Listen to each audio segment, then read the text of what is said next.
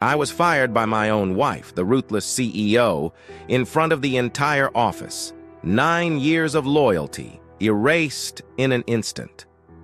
That night I discovered her affair with my best friend, a betrayal that cut deeper than any wound. Our marriage became a battleground, a twisted game of power and revenge. I sued her, exposed her darkest secrets, and watched as her empire crumbled. This isn't just a story of betrayal, it's a tale of ultimate payback. How far would you go to reclaim your life? Wait, what did you say? Dave was in his wife's office. She was the boss of the division, the top dog. Dave? He was just an account representative, much lower on the ladder. He felt nervous when she started working there, but with many layers of management between them, he thought it would be okay. Maybe not. "Your numbers are way down, Mr. Waxman," she said. "You were the worst performer of the year in your division. I'm afraid we had no choice. X is waiting outside to escort you to your office to collect your things." X was one of their 2 security guards. They always called each other Mr. and Miss at work to keep it professional. She kept her last name for professional reasons, or so she said, but everyone in the office knew they were married. Dave even had a picture of her on his desk, shaking the chairman's hand when she got her promotion. That's it, he thought. 9 years of loyal service, and I'm terminated because my numbers are off? "If you had listened to me, you would know," he started. "Please stop. The decision is made. Let's not make this harder than it needs to be." That struck him as funny. "Listen, Miss Patterson," he began, but she must have pressed a button because suddenly 300 pounds of muscle was in the room with him. "Xavier, please escort Mr. Waxman to his desk to collect his things. Best of luck, Mr. Waxman. Perhaps this will encourage you to try harder at your next job." X looked embarrassed, but had to do his job. Dave grinned at him. "Come on, X, like she said. Let's not make this harder than it has to be." She was still talking as Dave walked out the door. Everyone avoided looking at him, which told him they probably knew beforehand. That didn't help his mood. He walked slowly, making eye contact with those who glanced his way. They looked away every time, and the women blushed. He had very few personal items, so it took less than 15 minutes to pack a small box. As he was leaving, X spoke. "You forgot this, Mr. Waxman," he said, handing Dave the pen and pencil set she had given him when he made Salesman of the Year. Dave looked at it for a second and dropped it in the wastebasket with her picture. "No, I didn't." X drove Dave home to take the company car back. After several attempts at conversation, X got the hint and stayed quiet. As Dave got out, X reached over to shake his hand. Dave took it because it was just his job and he liked the guy. "Sorry, man. Sorry it happened like that." Dave grinned, though he didn't feel like it. "Me too."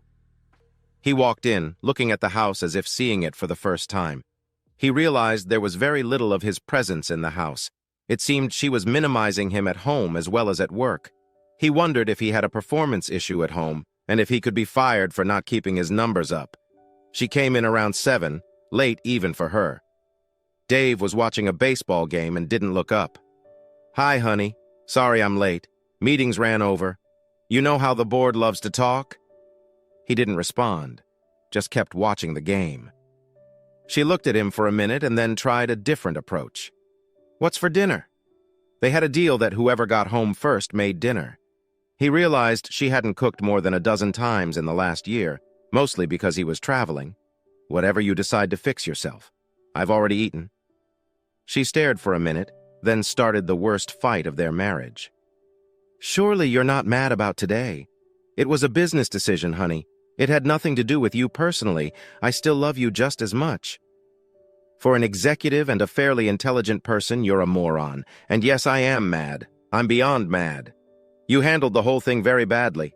Had I ever gotten a bad review in all the time I worked there? Where's the paper trail of warnings, counseling, and reprimands? Sure, my numbers were down, but you never bothered to find out why. I stopped begging." "I'm sure I did the right thing professionally," she said. That shocked him into silence for a moment. She smiled and started to speak, but he exploded. "Screw you, the board, and every other jerk in the company. You were not professional. You were not reasonable. And you damn sure weren't interested in anything I had to say. How much input did Adler have in this? She was reeling from his outburst and stuttered before she managed to speak. He'd been worried for months and was very nervous when he brought me the numbers. You had gone from being one of our top performers to the absolute worst. I had no choice. I had to show that no matter who you were, if you didn't perform, you were out. It was the only way to keep the respect of the team. Again, a stupid decision. I've been thinking all afternoon now that I had some free time. When did you stop respecting me as a man and an employee? If you had any love for me personally or regard professionally, you would have handled this differently.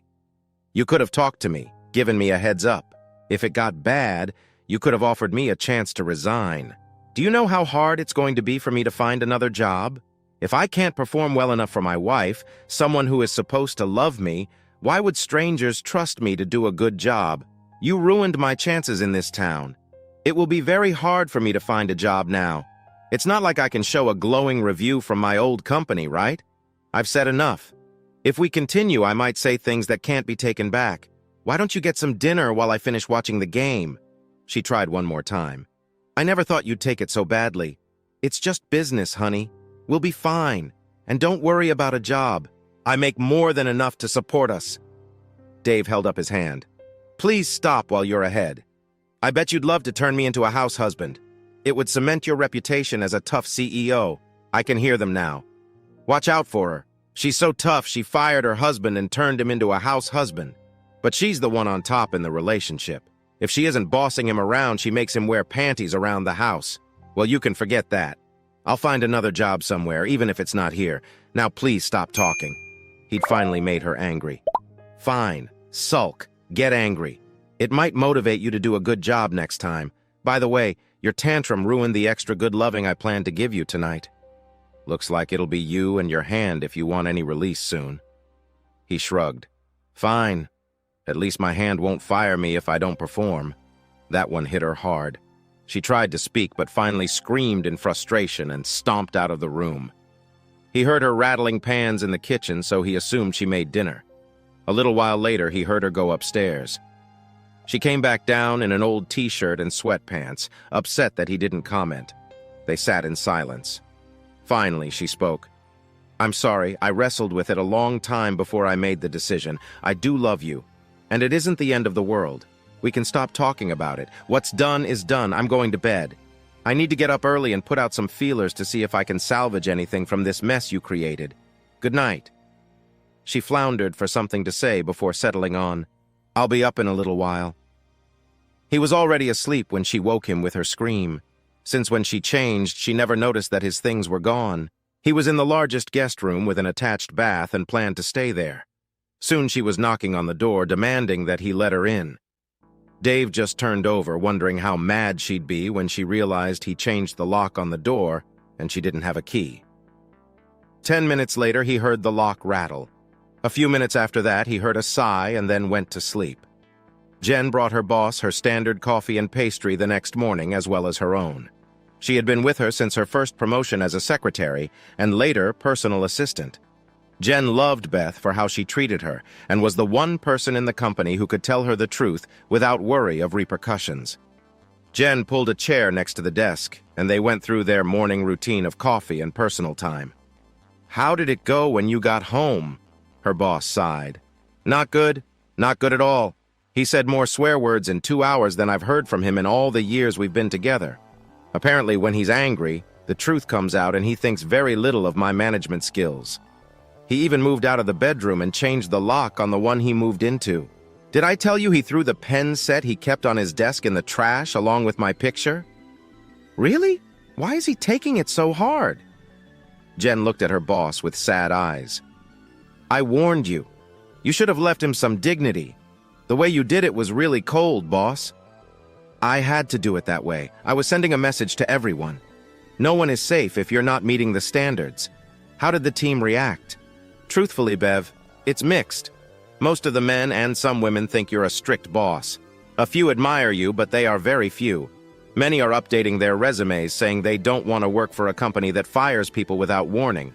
2 of your salesmen say they see the writing on the wall. One already has an interview lined up and might be gone in 2 weeks. The other is thinking about moving to be closer to his aging parents and says this is the push he needed.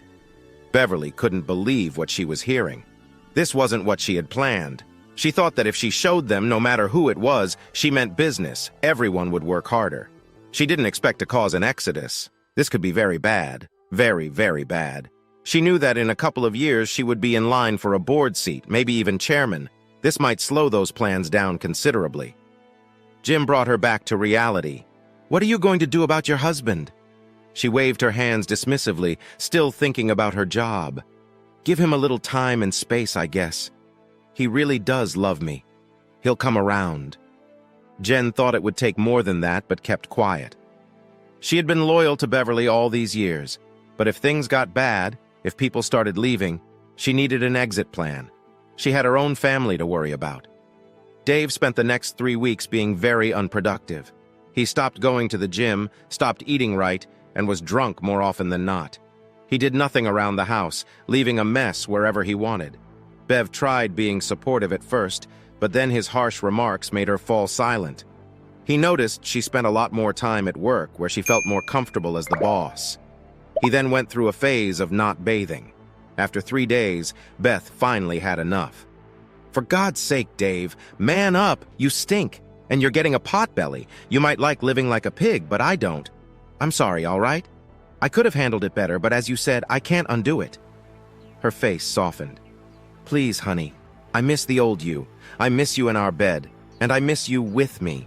It's been almost a month. Why won't you come back to me?" Dave held up his fingers and wiggled them. "I'm kind of busy now. They seem to love me and never complain about my performance or threaten to fire me. Besides, you're already in a committed relationship." She went pale, then red with anger. "I have never cheated on you. Not once in all the time we've been married. Though I admit, once word got out we weren't getting along, I've had offers. We'll get back to that in a minute. You've cheated on me our whole marriage, not with a man, but with your job. It always comes first. You always put it above any needs I have. Do you know how many anniversaries we've missed celebrating together? 8 out of 13 years. Something at work was always more important than spending time with the man you supposedly love above all others. Don't get me started on missed birthdays and the times you broke commitments with both our parents and friends. Have you noticed how rarely you see your parents now? Or how many old friends we haven't socialized with in years? You just never seem to have the time. I'm glad now we never had children. They'd feel like they were in a single-parent home because they'd never see you. As for your offers, how many have come from people higher in the company? I can't imagine you having an affair with someone lower down. It would have to be someone who could help your career." He felt bad for her for a second, seeing the pained look on her face, but quickly got over it when she slapped him hard. It was the first time either had touched the other in anger. He looked in the mirror about 30 minutes later and the handprint was still on his cheek. "You son of a bitch! Don't you know I'm doing all this for us so we can retire while we're still young enough to enjoy it? So I'm not Miss Congeniality, and I apologized every time I missed an anniversary or major event in our lives, and we agreed on no children. I couldn't afford the distraction, so don't throw that at me. As for the offers, yes, some were from people who could help my career, but I would never have an affair because I still love you and could never betray you like that. You need to get yourself together, so get showered, dressed, shaved, and let the woman who loves you take you out for dinner." She stopped, out of breath from emotion and the long speech. He gave her a sad smile. "Sorry. I've already had dinner, 3 burritos and a large fry. About kids, I didn't want to end my family line. I loved you so much that I agreed, but it still hurt. When my clients showed pictures of their families, what could I show them?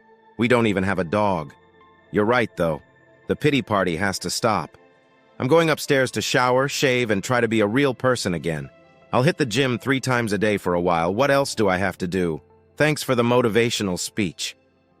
She stood there in shock from his words and the fact that she had hit him. Dev was smart enough not to follow him, but when he came downstairs, she was very apologetic. "I'm sorry, but you don't know how hard this is on me. One business decision shouldn't ruin a good marriage like this, please. I'm sorry I had to fire you, but it was in the company's best interest. Like I've told you many times, it was just business. It doesn't mean I love you any less." He sighed. Look, Bev, I know you think you did the right thing. Firing me was just the final straw. I've played second fiddle to your career our whole marriage, and frankly, I'm done. I hope the board chair can keep you warm at night, and that the raises and accolades make up for the loss of grandchildren to dote on.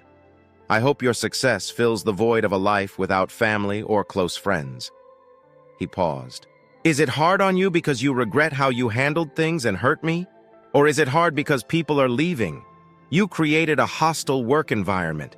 People don't respect you anymore. They fear you, afraid you'll fire them at any time. That can't be good for productivity. Don't look so shocked. I had friends there, and every time I see one, they tell me what's going on. And before you ask, I never badmouth you. I just say you were sure of your actions at the time. I'm curious how you'll handle it when the numbers drop and the chairman comes around. Better hire a good spin doctor if you don't have one. Dave sighed quietly. Bev, I shouldn't do this, but I'm going to tell you now. This is going to get a lot worse. Be prepared for what's coming in the next few weeks. Now, if you'll excuse me, I have some serious gym time to make up for. Beverly lay in bed, feeling sorry for herself, going over the conversation. It hit her that he said, I loved you so much. She wondered if he still loved her as she finally drifted off into a restless sleep. 3 days later, Beverly found herself sitting with Jen, pouring her heart out. I just don't know what to do anymore. Everything I say or try, he turns against me. I'm beginning to understand he's carried these resentments for years but held them in. He hasn't touched me in almost 8 weeks. I had to buy a vibrator to cope or I'd be climbing the walls. I can't believe he turned down the job opportunity I arranged for him. He came here while you were running an errand for me and exploded. I'm glad it was lunchtime and most everyone was out of the office or in the break room. Why did he get so angry when you were just trying to help him? Jen asked. I had to promise the president there I'd give him some of our business if he helped me out. Things were going well until the final meeting and the guy laid it out. He said he was only hiring Dave as a favor to me after I made some concessions. He told Dave he was giving him the worst territory, and if he didn't bring the numbers up quickly, he wouldn't make it past the probation period. Just because your wife carried you all those years, he told him he wouldn't be as understanding. What did Dave do? Jen asked. He stood up, thanked the man for the interview, then left. He came straight here. The president called me just after he left and was furious. He demanded that I keep my commitment to him. They changed the subject to general business when the receptionist called. A gentleman is here to see Beth, but he doesn't have an appointment. He says he only needs 5 minutes. He says he has something to deliver. Curious, Bev had him escorted to her office. He was a large man with a friendly face, dressed impeccably in a nice suit and tie. He thanked her for her time and got down to business. Miss Beverly Patterson, or should I address you as Mrs. David Waxman? I go by my maiden name here for professional reasons. What can I do for you today? He looked apologetic as he handed her the papers. I'm sorry, ma'am, but you've been served. Good day. I'll find my own way out. Dave looked at the large envelope and fainted. When she came to, she was on her sofa. Jen was wiping her face with a cold cloth. What happened? You fainted. I fainted? Why would I faint? Jen held up the envelope, and it all came back. Dave started crying uncontrollably. It took her 20 minutes to calm down.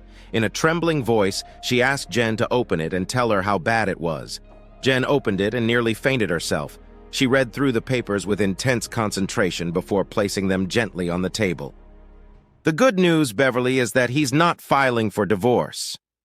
Dave started to smile, but Jen held up her hand. He's doing something worse. He's suing the company, you, Bob Adler, and the chairman for wrongful termination and mental cruelty. You need to talk him out of this fast, Beverly, or your career is over. It doesn't matter if he wins or loses, the bad publicity will be enormous.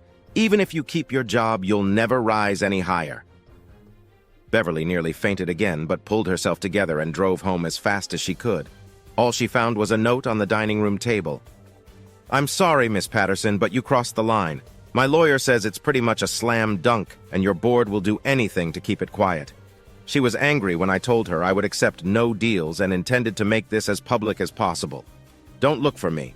On her advice, I've moved out, at least temporarily. I still love you, though I don't understand why. When this is over, I'm willing to go to counseling if you are. Maybe we can find our way back to each other. Maybe not. But I want to try. Oh, and I got a job. Something new, and I'm looking forward to it. We'll talk soon. Beverly leaned back in the kitchen chair, watching her life and career fall apart. Just when she thought things couldn't get worse, they did. 2 weeks had passed, and the hearing was in 4 days. The board had sent an independent expert and a lawyer, and it didn't look good. The discussions with employees did not paint her as a good boss. She was staring into space when Bob Adler burst into the room. She had always liked Bob and had recruited him. He had done a great job until now. After she fired Dave, Bob had flirted with her, and she leaned on him to cope with the pain. She was lonely and depressed, so she accepted his offer to have dinner to forget her problems. They drank too much wine, and when he kissed her, it felt good. But then she pushed him away. He apologized, and Beverly stopped any non-professional contact, though he begged her to give it a chance. God damn it, Bev, you need to do something about this. Solomon Enterprises just called and decided not to sign the contract. There goes 18% of our business. They said they found a cheaper, more reliable source whose quality matches or exceeds ours. They said we could bid next year, but it better be something spectacular if this new supplier works out. If that's not enough, Apex and Stewart Industries are hinting they may go to someone else. That's another 8%. That was the last thing Beverly wanted to hear. If they lost a quarter of their business while tied up in the wrongful termination case, she was finished, along with Adler and maybe a few others. She needed to act quickly. She sent Bob out, especially when he started pestering her for another date, saying it would be okay now that she was separated. Bev wasn't sure she had a marriage left, but dating Bob would surely end it if Dave found out. She reached for the phone. "Hello, Mr. Solomon. Thank you for taking my call." "You're welcome, Beverly. And how many times have I asked you to call me Sal? I'd like to think we are friends." "We are, Sal. Tell Susan hello for me, and I hear your daughter just got her MBA from Wharton. Is she the future of Solomon Enterprises?" He laughed. "I hope so. She's already smarter than I ever was. In 3 years, Susan and I plan to sail away into the sunset." "That sounds lovely, Sal. I'm guessing you know why I'm calling." "Yes, I'm sorry, Beverly. The new supplier is cheaper, faster, and exceeds our quality standards. The difference is significant enough that I can't walk away from it." "Have you signed the contract yet?" "Not yet, but we're scheduled to finish up the paperwork in 2 weeks." "Good. Please, Sal, give me a chance to match or beat their deal. Just one meeting, that's all I ask." He sighed. "All right. For old time's sake, I'll give you one shot. Set it up and I'll be there." Beverly was confident she could win the business back. She stopped worrying about that and focused on the upcoming hearing. Dave was feeling lost and was about to lose his mind. It looked like he had little hope of finding anything in his line of work unless he expanded the search area, which meant moving. He was at the gym, working out hard, wondering if he had a marriage left. Yes, he had coasted the last year, but Beverly never allowed him to explain his reasons. She didn't know he had deliberately let orders dwindle, and his core customers were fine with it. By chance, after he left the gym, he ran into Sal Solomon and his wife, Susan. Sal had been one of Dave's first customers. They went back 8 years and became like family. Dave once told Susan she was the smart one, and he wished he had met someone like her when he was younger. That cemented their relationship, and Dave introduced her to others as his favorite aunt. Susan would giggle, and Sal would grin. "Sal, Susan, what a surprise. It's so good to see you. Are you in town on business?" "All pleasure," Susan replied. "We just got out of the theater. I've always wanted to see The Odd Couple, and this is the best touring version of the revival. When we found out they'd be here, we just had to come." Sal smiled. He once told Dave that his real job was to make his wife happy, and his business was just a means to that end. He never forgot a birthday or anniversary, and most of his employees benefited from it because he gave them a half-day off on their wedding anniversaries and the whole day off afterward to recover, with pay. Turnover in his office and factories was the lowest in the state. Someone had to die or move away before there was an opening. Every woman got roses and chocolates on her birthday, and every man got something related to his hobbies, be it golf balls, a fishing reel, or fine cigars. Executives came to observe his operation, and while many changed nothing, a few copied him. They insisted Dave join them, and for 90 minutes he forgot his problems and admired what a true relationship looked like. Eventually, they brought up Dave's situation. Susan was baffled, and Sal was a little angry. "You were one of her best. I really don't understand it. Did she not get your reasoning? She never gave me a chance to explain. She just called me into her office and fired me in the most public way possible. It's poisoned the well locally. It looks like I'll be moving soon." Susan spoke up. "Does Beverly know you're considering this? Is she willing to go with you?" "No, she doesn't know yet, and she would never leave her lover." Susan, looking confused, asked, "Lover? I have to believe she's never cheated on me, at least physically. No, her lover is her job. Like a skilled seducer, it offered her things I could never compete with." Sal was quiet for a minute, then grinned. "Since you're at loose ends, my boy, pop by and see me in the next couple of days. I may be able to help you out." With nothing else to do, Dave went to Sal's office 3 days later. They talked general business for a few minutes when Sal asked an innocent-sounding question. "Ever hear of Rap Group?" Dave had indeed heard of them, a new company out of South Korea trying to break into the U.S. market. He met the youngest son of the owner in an airport while waiting for a delayed flight. They found out what each other did, and he showed Dave some of his products on his laptop. Dave realized they would be in direct competition with his company. Luckily for his business, they were concentrating on the West Coast, far from his area. The guy was likable, though. His father had sent him to the U.S. to learn the ways of American business. They ended up in the same towns a lot, so Dave took him under his wing. Dave lost contact with him when he was sent to the Midwest, basing him in Chicago. Dave sighed in relief. Their products were high quality, and their prices were almost 30% less than what Beverly and Dave represented. Dave knew Sal hadn't asked the question casually and grinned. "Yeah, I know of them. I'm friends with the youngest son of the owner, but I haven't talked to him in over a year." Sal looked a bit embarrassed. "They're expanding into our area. I talked to a few people who've used their product, and they all seem satisfied. I haven't responded to them mostly because of you. Your stuff is higher priced, but you always kept your word, always delivered on time and followed up if there was a problem. Stewart and a few others took your advice when you demonstrated the latest version, and we've been retooling for the better part of the year using up old inventory. I have about a month's supply left before I'll be completely changed over. We find ourselves in a unique position. Rap's version fits even better into our plans than your old company's version does. The main reason I wanted you to come by was to ask your advice and offer you a job. Instead of selling, why don't you try buying? My purchasing manager is retiring, and we haven't found anyone who fits. With your experience and sales skills, vendors would have a hard time trying to take advantage. You know all the tricks, right? Besides, most vendors either know you or know your reputation, so it'll cut down on a lot of haggling. What were you making before you got fired? And I mean your best year." Stunned, Dave told him. "Not a problem there. In fact, I can probably go 5 or 10 grand better and work in performance and savings bonuses. Why don't you give it a try? Even if it doesn't work out or you decide it's not for you, it'll look good on your resume to show you've worked on both sides of the business."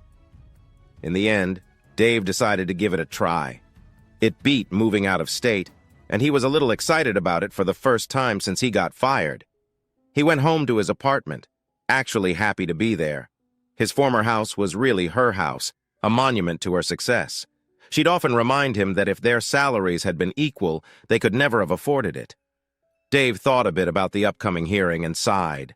He wondered how much of what he was doing was seeking justice and how much was revenge. Probably half and half. He knew if he won, Beverly's career was over. Even if she kept her job, it was as far as she would ever go in the company. If he lost, it would still take years to recover from the damage. Would he be happy if he was vindicated? Probably.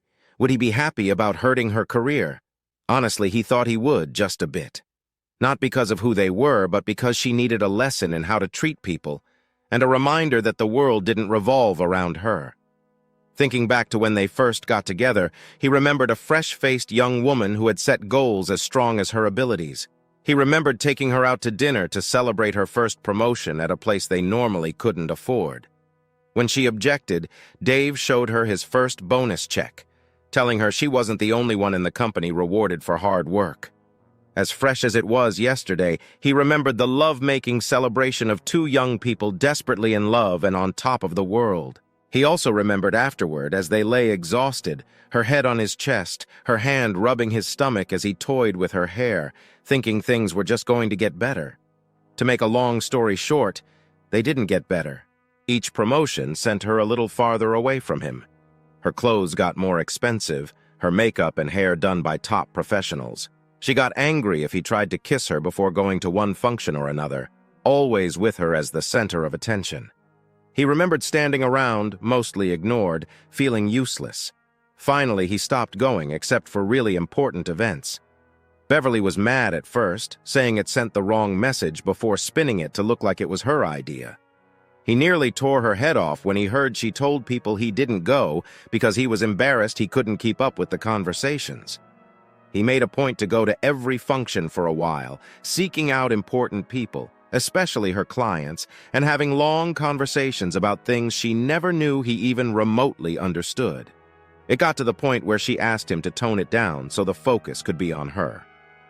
Well, today was the day, Beverly thought as she walked towards the conference room at the local state employment office. Her career would either be over or not, depending on the outcome of the negotiation. She hadn't seen her husband in almost 3 weeks and was surprised at his appearance. He'd lost most of his spare tire, let his hair grow out a little, and was sporting a closely trimmed beard. It made him look distinguished and young at the same time, if that was possible. There was what could only be described as a blonde bombshell sitting beside him. But Bev knew looks could be deceiving. This was Amanda Austin, one of the most experienced and feared labor lawyers in the state. She was there mostly as an observer, gathering data for the lawsuit she knew was coming. Beverly had the best counterpart my company had to offer with her. He had spent some time coaching her on how to answer the inevitable questions and how to project confusion about how this had happened, while insisting she was just doing what was best for the company. She asked him how he thought they would do. This case is a disaster waiting to happen. There's no paper trail, no write-ups, no warnings, no explanation of the consequences if he didn't improve. His last review was very complimentary. By company policy, his manager should have handled the termination with someone from HR as a witness. He was entitled to an appeal to the next person up the chain.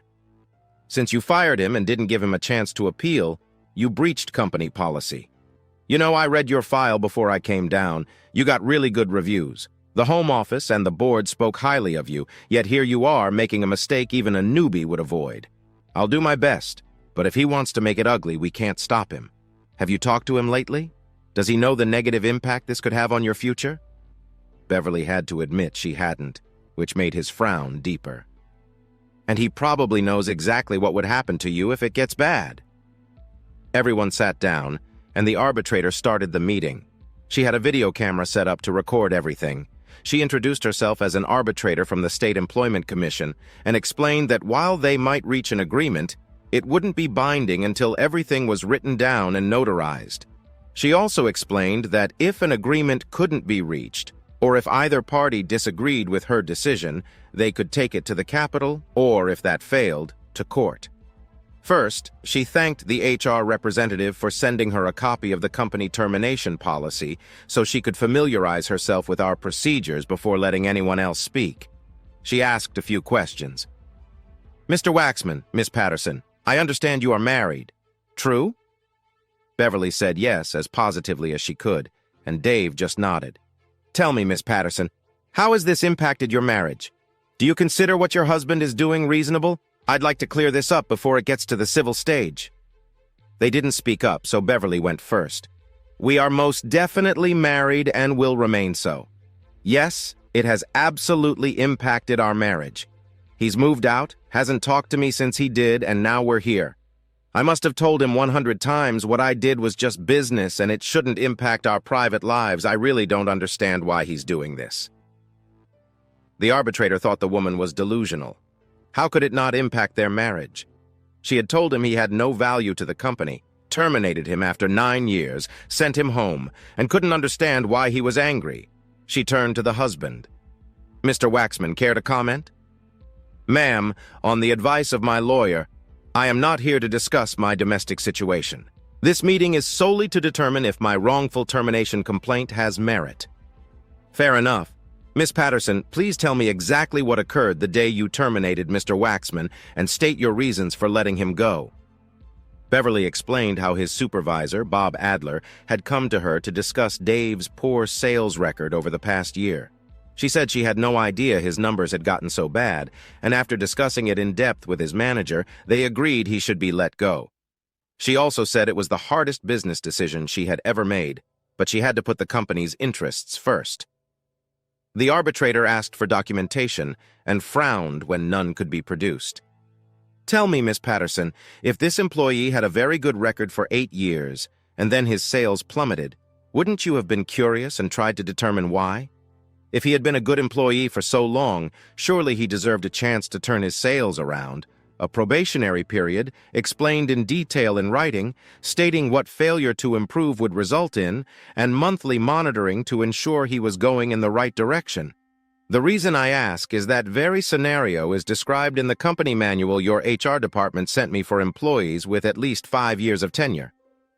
Beverly squirmed and gave her coached answer. That is correct. But as CEO, I have the authority to terminate anyone at will. The numbers had dropped so radically I thought we were in danger of losing some very old and lucrative accounts. In fact, that is exactly what is happening. I felt I had no choice. The arbitrator nodded, then turned to Dave. Sir, does this sound reasonable? Dave actually grinned. Not at all. There was a reason the numbers were low. I even tried to explain it to Miss Patterson a few times at work and at home, but she told me to stay out of things above my pay grade. So I dropped it. Tell me then, why did your numbers drop so dramatically? Believe it or not, it was planned. We were coming out with a new and improved product, and there was a lot of old inventory still available. I talked the customers into buying the new product by discounting the old stock and clearing it out of inventory. I have statements from 4 of our customers supporting this. As soon as the old inventory reached a certain level, they were going to order the new product in bulk. It was a win-win for everyone. They got the old inventory at a discount, which would be more than made up for when they ordered the new product. So yes, I took it easy a bit, played golf, and had dinners with clients while discussing future orders. I never forgot I had the company's best interests at heart. My immediate supervisor knew all this. Why isn't he here? I asked specifically for him. This isn't a court, Mr. Waxman. I can't force someone to appear at an informal hearing. Do you have any proof of your claims? Amanda Austin reached into her briefcase and handed some paperwork to the arbitrator. She read through a few documents, frowning. The corporate lawyer tried to stop her, but she reminded him this wasn't a courtroom. He settled by demanding to see them after she was done. As she handed him each document, his frown deepened. They argued until the arbitrator put a stop to it. She sighed and leaned back in her chair. I've seen and heard enough. Miss Patterson, you violated company guidelines when you terminated him. To put it legally, you denied him due process. My finding is that Mr. Waxman was let go without cause and without following company policy. Therefore, I'm ordering you to give him his position back with no recriminations and pay his salary from the time he was separated from the company until now. Either of you may appeal this decision, but you will have to travel to the Capitol and it will be considered a legal proceeding. Does anyone object at this time? Beverly, her head down in despair, shook her head. No. Dave spoke up. I'll accept the back pay, ma'am, and thank you. But I will not return to the company because I feel it would be a toxic environment. Besides, I have a new job that I'm really enjoying. Beverly realized her career was over and she would be lucky if they let her stay with the company. Her lawyer and Dave's had a few words afterward, and he was still not smiling when he returned. Back at the office, they went into a conference room, and he spelled it out. The hearing went pretty much as I expected. You need to make sure he gets that check as soon as possible. Amanda told me they were suing us, naming you, Adler, and the company in the suit. I told her to set a time for us to meet and settle. Apparently, your husband doesn't want to settle. He wants to take it to court and make it a public record. That means anyone can look it up. How many talented people do you think would look at that and not send us resumes? I don't know how to proceed. Normally, we'd throw a little money at him and it would just go away. That won't work here because it's not about the money. You need to talk to your husband and get him to let us work something out. I would do that very thing, sir, if I knew how to get in touch with him. He's left me, changed his number, and disappeared. None of our mutual friends have heard from him or seen him. When he said he had a new job, it was news to me. This is a small market, and I would have heard if he was selling for someone else. I'll try a few of his friends and tell them it's urgent, but I don't know if they'll help." He left, saying he would return as soon as he got the paperwork. Jen took Beverly out to lunch to cheer her up. It didn't really work. Jen, clever as she was, distracted Beverly by talking about the upcoming visit to Solomon Industries. "The old man has always liked you, Bev. Turn on the charm and get him back into the fold. Free advice here. While he likes you, he doesn't care much for Adler. I couldn't tell you why, but it's well known that if Dave wasn't running interference, Adler would have angered him enough to make him leave already." Beverly's head was spinning. She asked herself why she didn't know this as CEO. A small voice started to tell Beverly that she should have paid more attention to Dave when he talked about his job. She finally admitted this to herself after half a bottle of scotch. She realized she had been minimizing his position for quite a while and struggled to understand why. Dave had destroyed the woman he was supposed to love and support. She would be extremely lucky if she got to keep her job or even stay with her company. Did he feel good about it? Not really. He knew how much she loved that job and loved handing out her business card with CEO on it. He did, however, feel vindicated.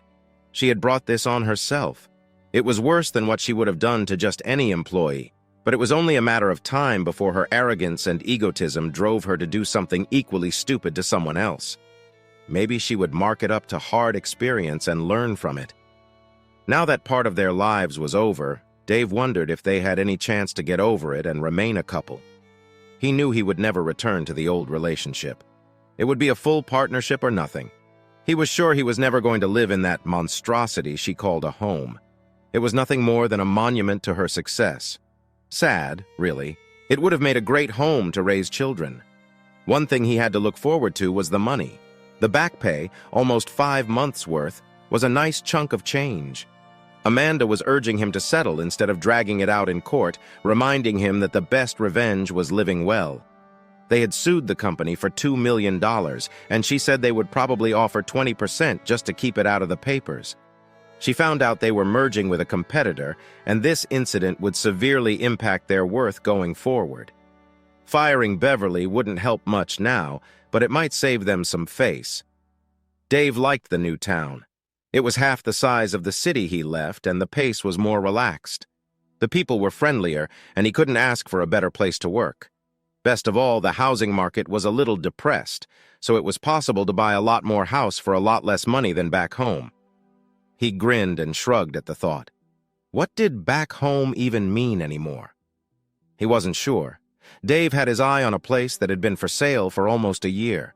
A larger, older 2-story house on 6 acres of land. He didn't need that much land, but it would be fun to own. The owners were anxious to sell, and he had a feeling he could get a good deal. He researched it online, and it seemed solid, with no major problems other than the roof. It was still good, but was 20 years old. He decided if he bought it, he would replace the shingles with tin. It was all the rage, and he had fond memories of staying with his grandparents on their farm in the summer, falling asleep to the sound of rain on the roof. That night, Dave had a rare dream. Likely he dreamed all the time, but he hardly ever remembered them. This dream had him sitting on the front porch of the house beside a woman.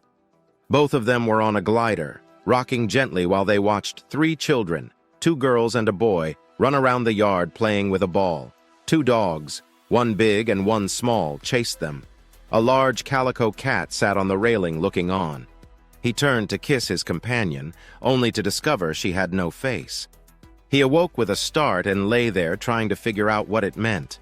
Sighing, he got up, deciding to hit the gym on the way to work. It was going to be a busy day. Beverly didn't sleep well that night, and as she got ready for work, she noticed the bags under her eyes. She hoped it was just stress, but if they were permanent, well, she knew a good doctor. In her world, if you wanted to stay ahead, you had to look like you were 25 with 15 years of experience. In a way, she was looking forward to what was coming. The lawyer did a little research on Bob and came to her with disturbing news. It seemed he was negotiating with the company they were merging with to take over her job when the contracts were signed. Corporate's directives were clear: remove the problem immediately. This time, however, Beverly had all her ducks in a row. Jack, their lawyer, and Angela, a woman flown down from corporate, would be with her to make sure there were no mistakes. It rankled Beverly a little to have them there. She was perfectly capable of handling it on her own, but recent experience taught her that this could be a good thing. Bob was surprised to find he wasn't going with her to see Sal. By then, she had no reason to sugarcoat the reason. "Sal despises you, Bob. I'm trying to get back in his good graces, and bringing you along would ruin that." He seemed surprised, then got angry. "Screw that old fart, babe. His business isn't that important to us. Do I need to remind you to stay professional? I was never your babe. If you think losing 18% of our sales base means so little, maybe you're not as suited to your job as I thought. You were pretty upset when you heard the news. Think about that while I'm gone. And remember, we need to meet after I get back, so keep your schedule open." She enjoyed the look on his face as she left and couldn't wait to see it when they lowered the boom on him that afternoon. As she drove, she focused on her presentation to Sal and his new purchasing manager. It had to be perfect if she wanted any chance. Sal was waiting at the restaurant, even though Bev was 15 minutes early. He stood and seated her, and she appreciated it. Dave had always been well-mannered, taught by a great uncle who believed manners never went out of style. She missed that, among other things. They chatted for a minute, but when she started talking business, he stopped her. "Please, Beverly, let's wait for my purchasing director. I want his opinions and insights on everything.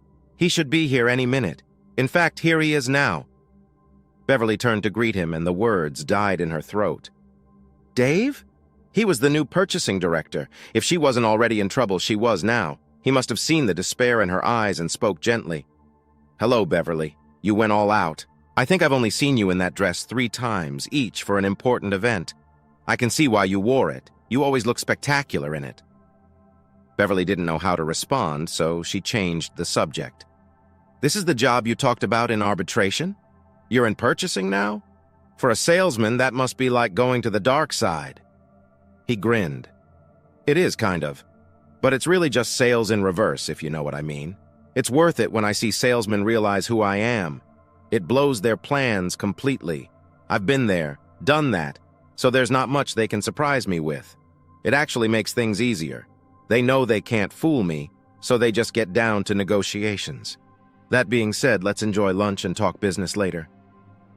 It was surreal for Beverly, sitting there eating lunch with her husband, knowing he held all the power.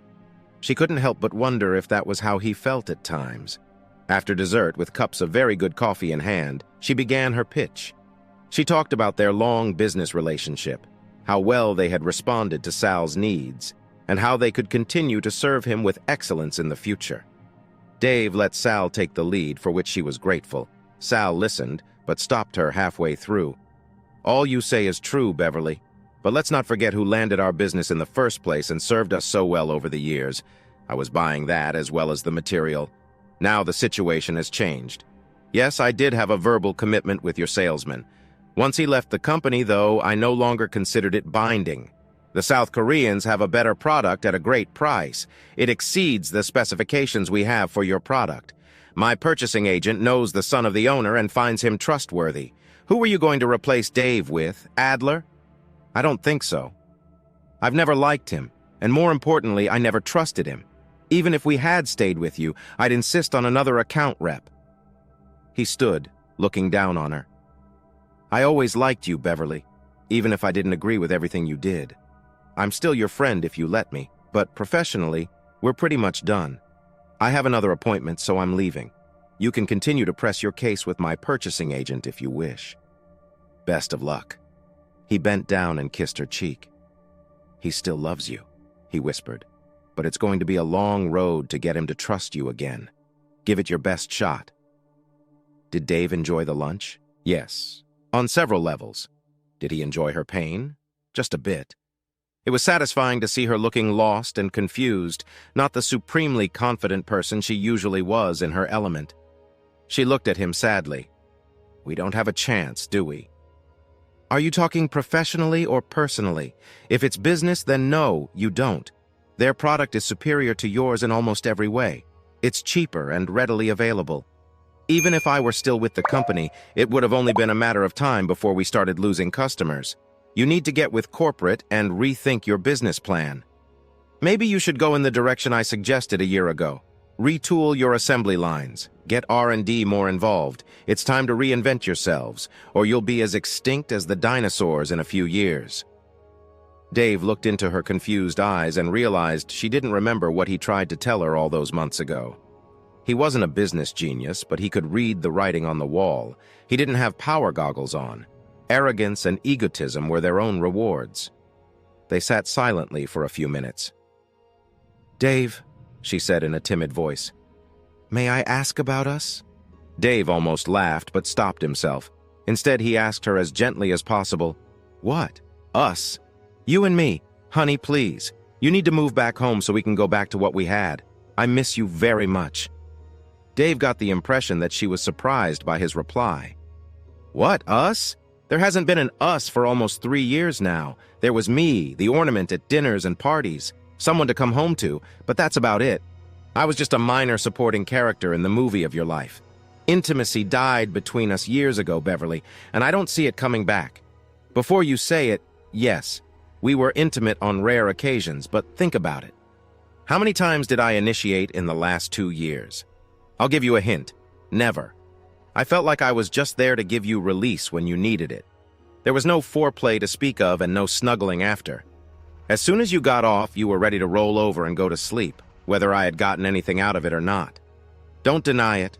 Think about it, and you'll see I'm right." He could see conflicting emotions on her face, but he continued. "As for coming home, well, I'll never go back to that house again, whether we stay together or not. It was never a home. It was a monument to your success, and you fought me tooth and nail whenever I wanted to make changes. In fact, I've already put a bid on a home I think I'll really like. It's an older 2-story, too much house for me, actually, but it has lots of room and a little acreage. Best of all, it already has a building that would be perfect for the workshop I've always wanted and room for the vegetable garden I've always dreamed of. I'm sorry, honey, but after 8 years of living in your shadow, I've learned to love the light." "Where does that leave us?" she asked, her voice sad and forlorn. "I couldn't tell you. I suspect we'll never be together as man and wife again. You have to respect your partner, and I haven't had that from you as a man or an employee for quite a while now.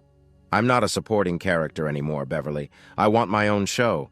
I realize now that it's at least partly my fault we ended up like this. But at the time, I loved you so much that if it made you happy, I learned to live with it.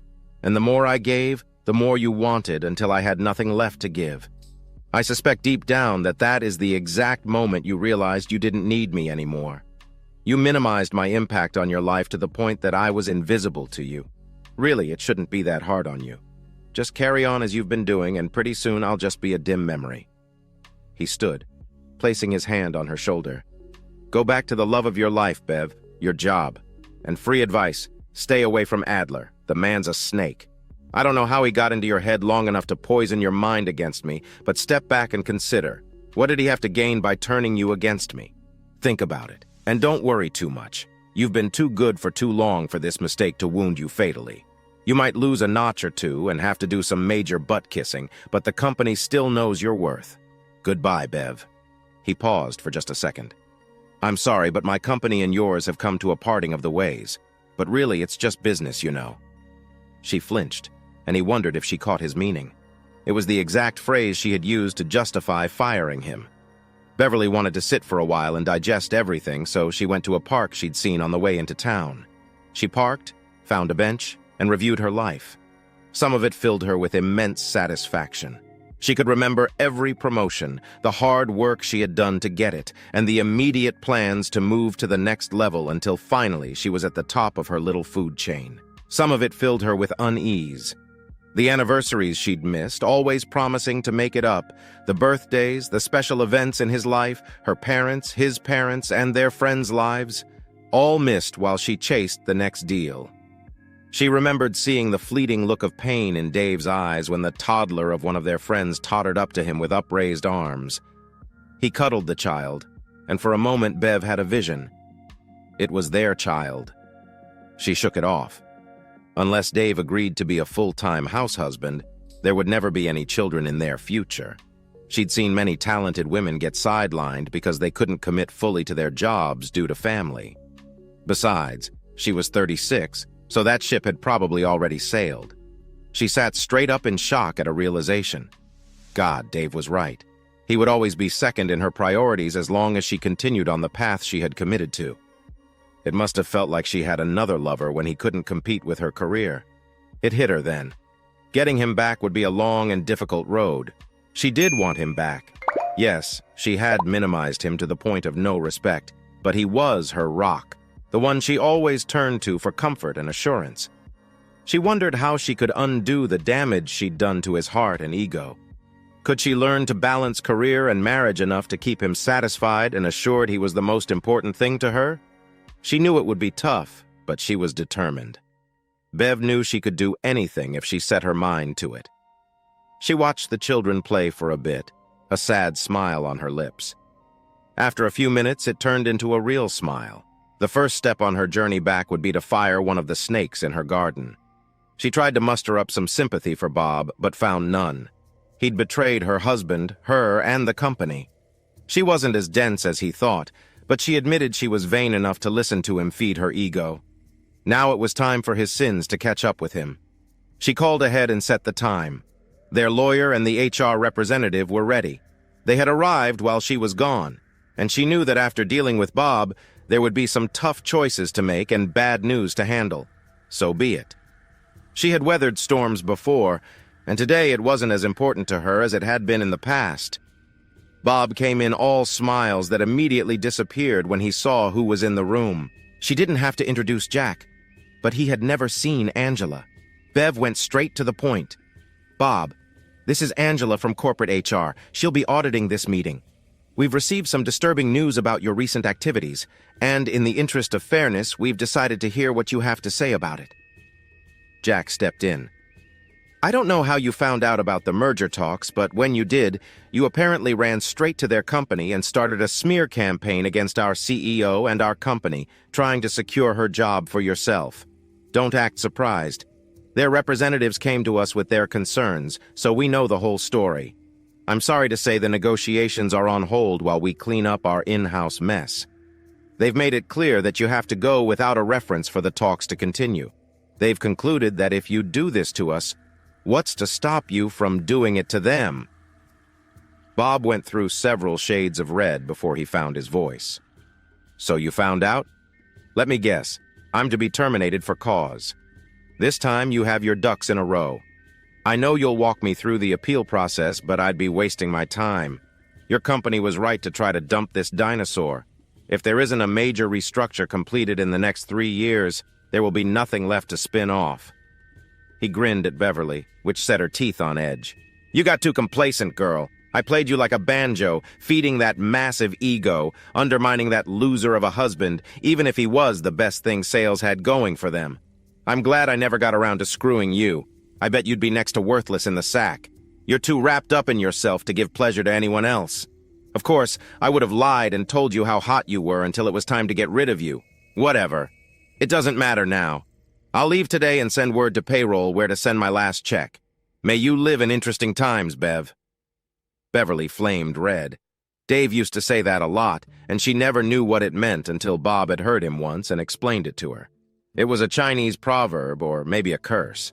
Interesting times meant unrest, revolution, famine, that sort of thing, while boring times meant everything was good. Bev kept a neutral look on her face when she answered him. Same to you, Mr. Adler, and I'd like to add another. Why? Because cheaters never prosper. Stop looking for the path of least resistance and try to earn something for once in your life. Goodbye. Jack and Beverly stood and started walking out. Bob, glowing with anger, started to speak, but Angela cut him off. The time for talk is over, Mr. Adler. You have some documents I need you to sign, and then you can get on with your life. Please do not make this difficult. The two large security guards that appeared just then made him think that might be a good idea. Dave bought the house, getting a really good deal. He immediately gave the roofing contractor the go-ahead, and 2 weeks later, The gray tin complemented the color of paint he had chosen for the exterior. While he was at it, he had the carpet pulled out and the original hardwood floors refinished. The house had a wraparound porch, and Dave installed ceiling fans over the rockers and the porch swing to help keep it cool in the summer while he enjoyed the sunsets. He could have afforded the house using his back pay and part of his savings as a down payment, but he would have still carried a 15-year mortgage. So he succumbed to his lawyer's pleas and took a settlement instead of going to court. It wasn't as much as they had hoped because, frankly, that division wasn't all that profitable anymore. He still got enough to buy the house outright, make the changes he wanted, and have some left over along with his severance pay and all his savings. That had been another bone of contention. Bev would never agree to a joint account, so they each had their own and deposited a set amount into a household fund. He knew that if they divorced, he would be entitled to half the value of the house because they never had a prenup. And since their earnings were so disparate, he could probably get maintenance for a few years. He grinned, thinking about how much that would have galled her. In the end, he decided to let her do the filing. After all, she determined everything else about their lives. So why should this be any different? He found that he was a natural in his new job. His years in sales benefited him greatly. Surprisingly, 75% of the salesmen he dealt with loved him. He didn't play games, expect gifts, or kickbacks. He stopped doing business with anyone who tried to bribe or hustle him into accepting an inferior product. In general, he expected an honest price and excellent service. Those who dealt honestly and gave him what he wanted got his business. The other 25% learned quickly that Dave didn't require expensive dinners, outings to strip clubs, or rounds of golf at exclusive resorts. Some understood and appreciated his approach. Others were so stuck in their ways they never learned, and they lost his business. Sal loved Dave. Their materials and service costs were 20% lower. Deadlines were rarely missed, and Dave took advantage of offers to have vendor technicians come in, observe, and make suggestions, about half of which they implemented. The line workers loved Dave because their job got easier and their production bonuses got larger. Susan insisted he come to dinner at least twice a month, and the conversation inevitably turned to his domestic situation. Sal wisely stayed out of it, but Susan would not be deterred.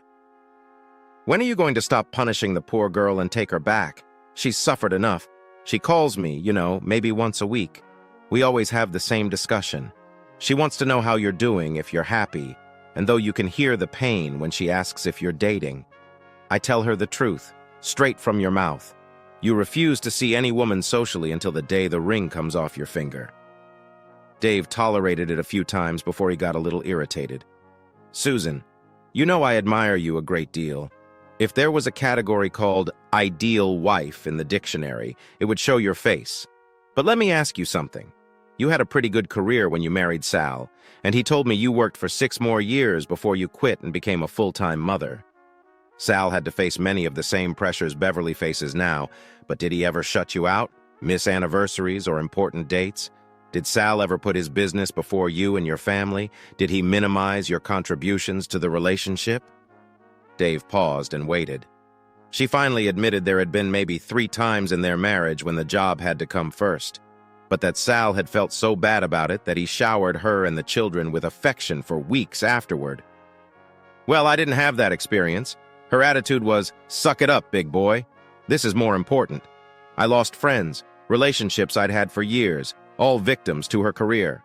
I'm just now getting used to having friends again, to being able to accept invitations for little get-togethers. Things that are simple and mundane to others but precious to me. They're not networking per se, just hanging out and enjoying the company. I've got a house I love, a place to enjoy my hobbies. I even got to plant a little garden, something I've wanted to do for years. Does that mean I don't miss her? No. I remember the little things before she became important." The spur-of-the-moment trips to sightsee, which was code for making love in a strange bed. The conversations about life we used to have years ago when we actually shared a vision. I remember all of that. But those memories are dim, and the ones fresh in my mind are of her egotism and arrogance. She was like a sports star that read her own press, believing every story. She wants me back. Why? Most importantly, Susan, if she wants me, why hasn't she come to me? She's still in queen mode, waiting for the errant knight to return. If she's not willing to put any effort into our almost dead marriage, what makes you think she wants it that bad? I haven't even received a phone call. It doesn't sound like she's all that heartbroken to me. In this case, Mohammed needs to come to the mountain now. I love you both dearly, and your husband is my boss. But this is the last conversation we're having about Beverly, if you'll excuse me. He hadn't ranted or raved, but said everything in a calm, reasoned manner. But the message was clear. Leave it alone. Sal looked thoughtful, and Susan was red with embarrassment. She rose as he was leaving and surprised him with a hug. I'm sorry, Dave. I won't push you anymore. But you're wrong. She misses you terribly. The truth is, she's afraid to talk to you. She doesn't really know what to say, and she's scared you'll bite her head off. I'm going to call her in a bit and tell her what you said, and you have my solemn word. This will be the last time I involve myself. She grinned and kissed his cheek. Besides, you're doing too well in your job for me to rock the boat. I estimate your contributions have shaved at least 3 years off our retirement plans. Carry on. It never occurred to Dave that Sal was thinking about retiring. He was just over 50, but his daughter was due to start work soon. Popular rumor had it that as soon as he felt comfortable with her at the helm, he was going to sail away into the sunset. Dave had a fleeting thought of working with another Beverly and wondered if he could handle it. Once again, Beverly went home to an empty house to eat takeout and pretend to watch television. She had escaped the axe, but it was a close call. The chairman and 2 board members flew down unannounced, scaring the whole office. She was almost faint when they called her into the conference room. She felt like a schoolgirl in front of the principal. Their expressionless stares didn't bolster her self-confidence. After almost a minute, the senior board member spoke. All right, Beverly, tell us what happened. And more importantly, tell us why. Don't whitewash it or you'll be out of here so fast your head will spin. We've always trusted you to be honest. It would be a shame if we were to start doubting you now. It took a few pauses and a couple of crying breaks, but she got it out. She had nothing to lose, so she told them the truth. She had let her ego get the best of her, relied on people who didn't have the company's best interests at heart, and got played like a foolish schoolgirl. They seemed relieved when it was over and sympathetic. How are things on the home front? Have you kissed and made up yet? This started another round of sniffles. The chairman got a box of tissues and set them in front of Beverly. She mumbled her thanks as she blew her nose. No, and I doubt we're going to. I haven't talked to my husband in weeks. He's living in a new town with a new job and a house he bought and has no intentions of leaving. I've always liked Dave, reflected the chairman. It seems out of character for him to ignore your gestures of reconciliation. Beverly flamed red and told them she hadn't contacted him because she was ashamed and didn't know what to say. The chairman sighed. Well, there you go then. We may as well accept your resignation now. 2 of the traits I admired most in you were your ability to analyze a problem and your tenacity in achieving your goals. Obviously, you don't want your husband back. And to be honest, someone who shows so much hesitation and indecision is not top management material. Am I in the times not that long ago where the hounds of hell couldn't keep you from accomplishing your goals? His words stung. Only the fact that he was right kept her from lashing out. He saw her face redden in the sudden thrust of her jaw and chuckled. There you are. I was beginning to think I'd lost you for good. Now listen closely. You're still on shaky ground here. Bill, Jack, and I are your only supporters right now, and we've gone out on a limb for you. Do not chop it off behind us. You still have your job, but don't look for a favorable review or a bonus this year. What you do have is a second chance, but hear us out before you sigh in relief. This division was headed for a crash, Beverly. We're aware of the South Koreans and their imminent threat. If we stay the course we're on now, we will be out of business in 3 years.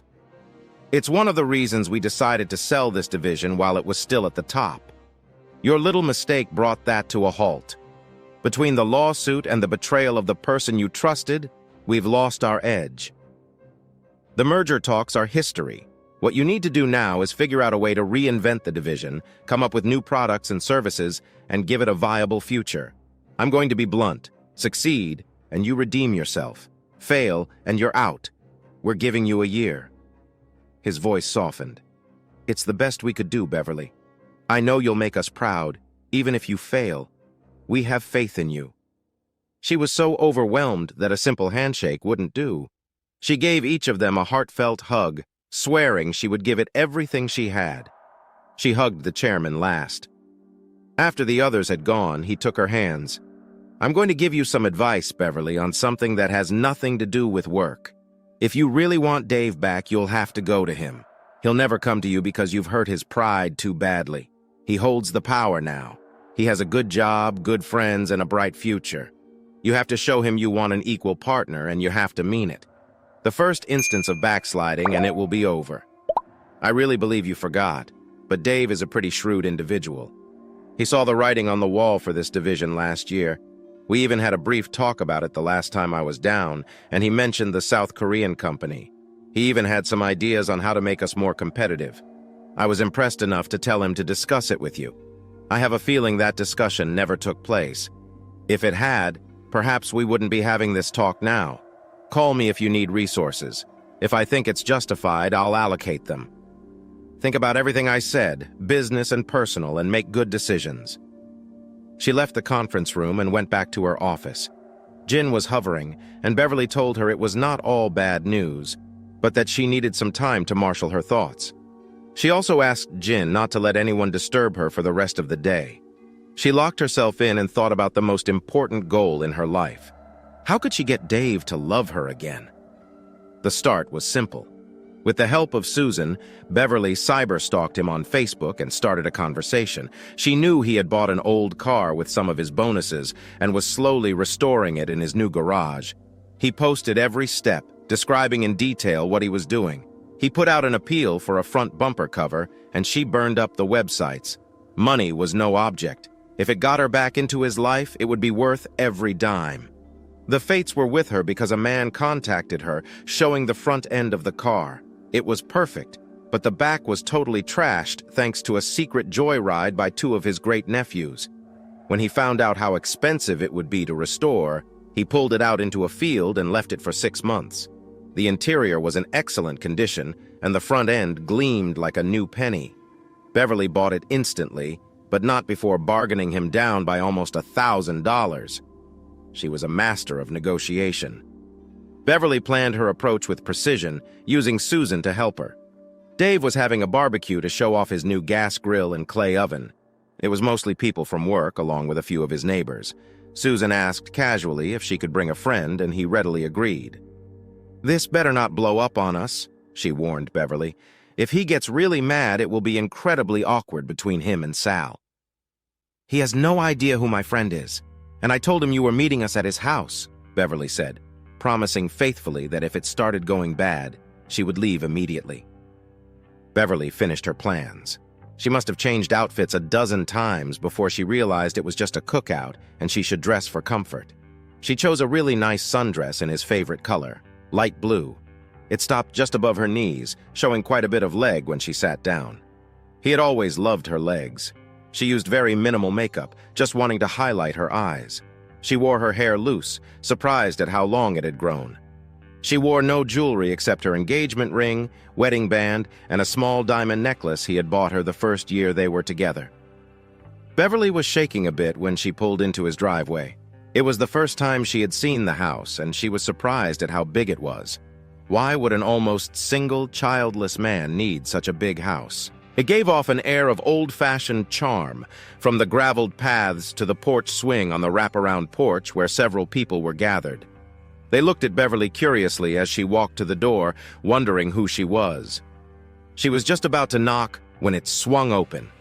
There he was. His eyes widened with surprise. It had been 10 weeks since they had last seen each other. Before he could speak, she rushed out what she had planned to say. "Hello, Dave. Please don't be upset. Susan invited me and I really wanted to see you. If you don't want me here, I'll go, but please, can I stay?" He stood for a moment before grinning. "Come in, Beverly. I'd like to show you my house. And later, I think we need to talk. Don't you?" He reached out and she grasped his hand like it was the only thing keeping her grounded. He flinched but didn't pull back. He introduced her around and many seemed surprised to hear he was married. She glanced down and breathed a sigh of relief to see his wedding band still on his finger. Maybe there was hope for them yet. She finally let go, and Susan dragged her away to gossip. They whispered plans to each other, and Susan gave Beverly a hug with encouraging words. "You've got him a little off balance right now. Keep him that way. Don't give him time to think about the past. Keep him in the moment and his eyes on you. Be as affectionate as he will allow. But if you sense reluctance, back off. You need to get him used to you again. Understand?" Beverly found it very good advice and promised to follow it. She went looking for him and found him out back. He had a massive yard, easily 4 times the size of their, or her, house. It was meticulously groomed.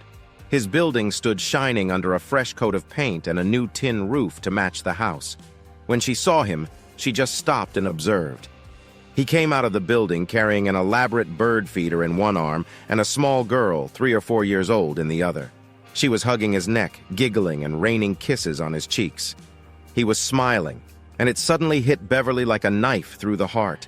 She would never be able to give him kids now at their age. It dawned on her how selfish she had been. Career had superseded family, and there was absolutely nothing she could do about it now. Beverly forced her mind to clear to keep him in the moment. She had to stay in the moment. There was always adoption if they got back together. Her mind was clear now. The fog of power and arrogance had washed away. If he still wanted a family, they could adopt, maybe more than one. "Who's your girlfriend, honey?" she asked, hoping he caught the honey, but he just smiled. "This beautiful young woman is Ari. We're good friends. I'm a little too old for her, but when she grows up, I see more than one broken heart in her wake." He set her down. "Ari, do you think you can carry this by yourself? If not, I'm going to put it on the table here, and you can get your sister to help you. And I didn't forget my promise. I'll be over tomorrow to put it up for you." Ari said hello to Beverly in a breathless little girl voice that made you just want to hug her to death. She toddled over to a stunning young woman, babbling excitedly and tugging on her hand. They approached Beverly and Dave, smiling. "Thank you, Dave. You don't know what it means to her. She watches the birdhouse you gave her for hours and was thrilled when a bluebird family took up residence. Plus, she's almost worn out the bird book you gave her. I had to read the names to her, and she's committed them to memory. We'll be going down the road and she'll name them off. Robin, Bluebird, English Sparrow, Crow. Her preschool is so impressed they've organized a visit to the local aviary. She wants you to come too if you can get off from work. We'll see if I can spare the time. I'd love to. I should probably go. She'll be so wired it'll take both of us to wrangle her." The woman looked like she was still in her teens. To use the common term, the girl was built and wasn't averse to flaunting it. Her shorts weren't quite Daisy Dukes, and her halter top was modest, but it did nothing to mask her physical appeal. She also had the prettiest set of lips Beverly had ever seen. She nearly lost it when the woman put her hand on Dave's arm and stood on tiptoes to kiss him. He blushed, and Beverly was furious to see her lipstick on his cheek. The woman grinned at her, and Beverly knew she was being baited. "You must be his wife. I'm sorry, but after a while we all thought you were fictional. I'm Marcia. Dave and I are neighbors." It took every bit of self-control Beverly had not to slap the smirk off her face. "Oh, I'm very much alive. I'm sure you'll be seeing a lot more of me from now on." They stared at each other until Marcia smiled and sauntered off, putting a little extra swish in her shorts as she strode away. Beverly turned to Dave, pissed and ready to argue, but was stopped cold by a smirk. "Calm down, hun. She's just turned 18. Her parents were drug addicts, and one day they got hold of a bad batch and overdosed. She's living with her grandfather now, and frankly, he has no idea what to do with her. I like her, and I adore her little sister. Besides, how does it bother you exactly? You haven't contacted me in 11 weeks and had precious little to say for the 2 years before. I just assumed you wrote me off as a bad business decision and moved on." Beverly opened her mouth to say something but couldn't find the words. Instead, she just burst into tears and walked off. Damn him! Why did he always equate everything to business? Of course, she knew the answer but couldn't face it. Susan swooped in, shooting lasers at Dave, and herded Beverly into the bathroom so she could compose herself. Even as she sniffled, she admired the huge whirlpool tub, wondering how it would be to soak in it, especially with Dave. She took a few minutes but finally got her composure back, especially when she remembered he called her out, something he hadn't done in, well, she couldn't remember. She mentioned this to Susan. Susan told her he had finally stopped holding his feelings in. Beverly took that as a good sign. I kind of deserved what he said, but it didn't make it any easier to hear. I came here to try and rekindle my marriage, and running away isn't a good start. So, Susan, stay out of it. No matter what gets said, this is like heavyweight boxing. I'm going to take my lumps and keep swinging. Maybe I'll get lucky. Or maybe you'll get knocked on your butt. Hang in there, honey. And if you start losing too badly, swing below the belt. Either way, you'll get his attention. Composed, Beverly went back to the party to find Dave sitting at a table with an older gentleman, Ari firmly planted in his lap. He started to stand, but she told him not to.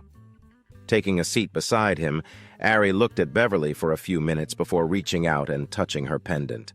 The older gentleman spoke. "Ari, stop! Don't bother the nice lady." Beverly surprised both of them by holding out her arms, and Ari scooted over. "Do you like it? Dave got it for me a long time ago. It's one of my favorite things in the world." "Pretty?" Ari said. "Yes, it is, baby. Maybe someday in the future, some nice young man who means as much to you as Dave means to me will give you one. If he does, cherish it. Remember every time you look at it or wear it, who gave it to you and why. Now, if you promise to be really careful, you can wear it for a bit. Can you do that? Promise?" Ari looked up at Beverly, a solemn expression on her face. "I promise." Beverly glanced at Dave and asked for his help. "Honey, a little help here?" He seemed lost, not sure what to say. "Beverly, you don't—" "Nonsense. She already promised to take care of it. Right, precious?" Beverly felt his hand shake while she enjoyed his fingers on her neck, the most intimate touch they'd shared in months. She gently placed the necklace around the little girl's neck as she giggled and cooed. Beverly carried her into the hall, putting her in front of a large mirror so she could see herself. Ari clapped her hands in joy, which made Beverly smile. It took so little to make a child happy sometimes. After that, Ari stuck to Beverly like glue, leaving occasionally to check on her sister, who was enjoying the attention of one of the young men from Dave's office. They were on his front porch in rockers, so Beverly gently rocked and sang her a song her mother used to sing to her. She felt eyes on her and looked up. Dave was staring, tears visible in his eyes. He turned abruptly and walked into the house. She couldn't very well chase him with a sleeping child in her arms, so she continued to rock. A few minutes later, he was back, reaching down to get Ari. "Come on, let's put her in a bedroom for her nap. She'll be awake soon, full of energy." Beverly followed him into a bedroom where he laid Ari down, covering her with a light blanket. "Won't it scare her to wake up alone?" "No, she knows where she is. As soon as she wakes, though, she'll let us know." He stood looking down at the sleeping angel, almost touching. He turned to go, and Beverly grabbed him, pulling his head down to hers and kissed him, not a little peck, but a full-blown kiss full of passion. He started a little, then kissed her back, giving just as good as he got. When he finally pulled back, questions were in his eyes. Beverly put a finger to his lips. "Don't think. Enjoy." Then she kissed him again before pulling back and leading him out of the room. It was enough for now. Marcia met them on the back deck, questions in her eyes. "She's asleep. We took her in and she looks to be out for a while." Marcia looked at Beverly oddly. "Thank you. You've been really nice to her. She doesn't get that much." "Odd. Really. Dave told me you didn't like kids." Flames must have been pulsing out of her eyes. "How dare you share such an intimate bit of information before she could blow up?" he spoke. "That's not necessarily true, Marcia. I said she didn't want children of her own. She seems to get along fine with the ones we've been around." "Oh," said Marcia. "Why didn't you want kids?"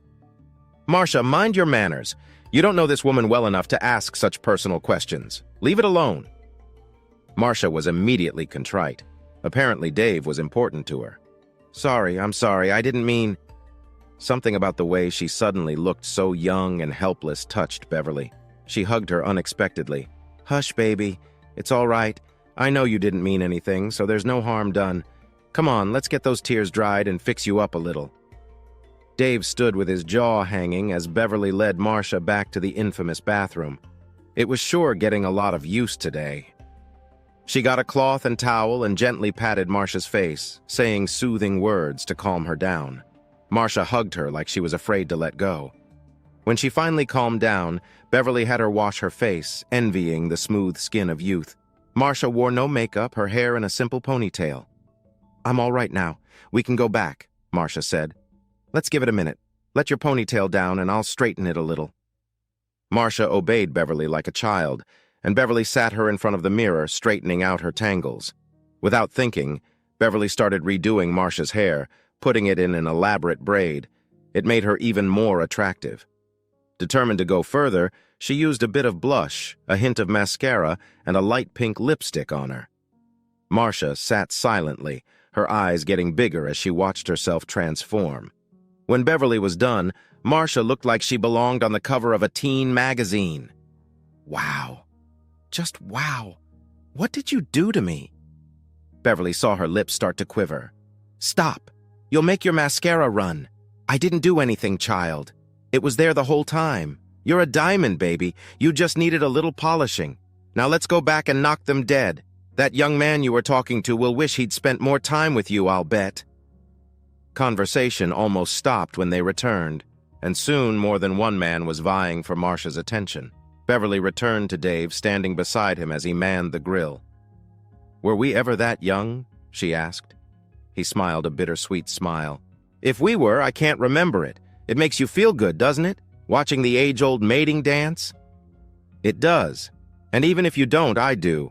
One memory forever enshrined in my heart is the first time I kissed you. We were, what, 19? I was still a virgin then. Boy, we sure got over that quick, didn't we? I think I knew after the first date we were destined to be together. What happened to us?"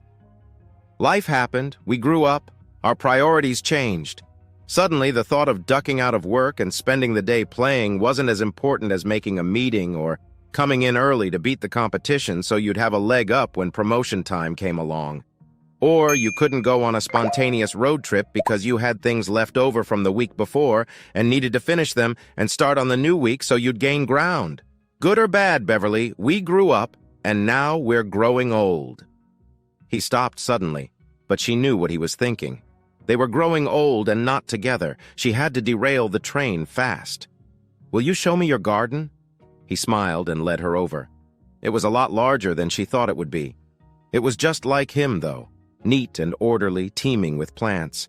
She had no idea what most of them were, and he named them off for her: black, crimson, Rutgers, and yellow boy tomatoes, straight neck and spaghetti squash, Italian grazer zucchini, French purple pole beans, butter beans and bush string beans, poblano and cubanelle peppers. The flowers, especially the marigolds, were natural pest deterrents, and the mulch helped retain moisture and enrich the soil. It almost completely eliminated having to pull weeds. Ari popped up, done with her nap. She tugged on his pants leg and he picked her up without a second thought. "Pick," she said, pointing to a bright yellow tomato. Dave carried her over, set her down gently, and Beverly was surprised when the little girl took hold of the tomato and twisted carefully until it came off in her hand. She held it up to Beverly. "Eat," Dave laughed. "She wants you to wash it so she can have a sandwich. I've taught her not to eat anything until it's washed. I use organic pesticides, but they're still pesticides, and I want to be safe." "Good idea." Beverly held out her hands and Ari toddled over. She hugged her as they walked back, turning to Dave so he couldn't see the moisture in her eyes.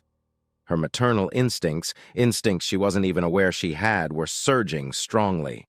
Marcia came over, but Ari refused to leave Beverly's arms. "Well, all right then. I'll help Mr. Dave plate the food." "When she gets her sandwich, bring her outside. I'll save you a seat," Marcia said, smiling as she walked off. Beverly washed the tomato thoroughly, found the bread and mayo, sliced it, and built Ari her sandwich. She sat and watched as Ari instructed her to put more tomato until the whole thing was on the sandwich. This is going to be messy, Beverly thought as she carried the plate back outside. Marcia had saved a spot between her and Dave, and Ari spent her time going from one lap to another. She had half the sandwich, half a buttered ear of corn, and half a hot dog. It was still a lot of food for a little girl.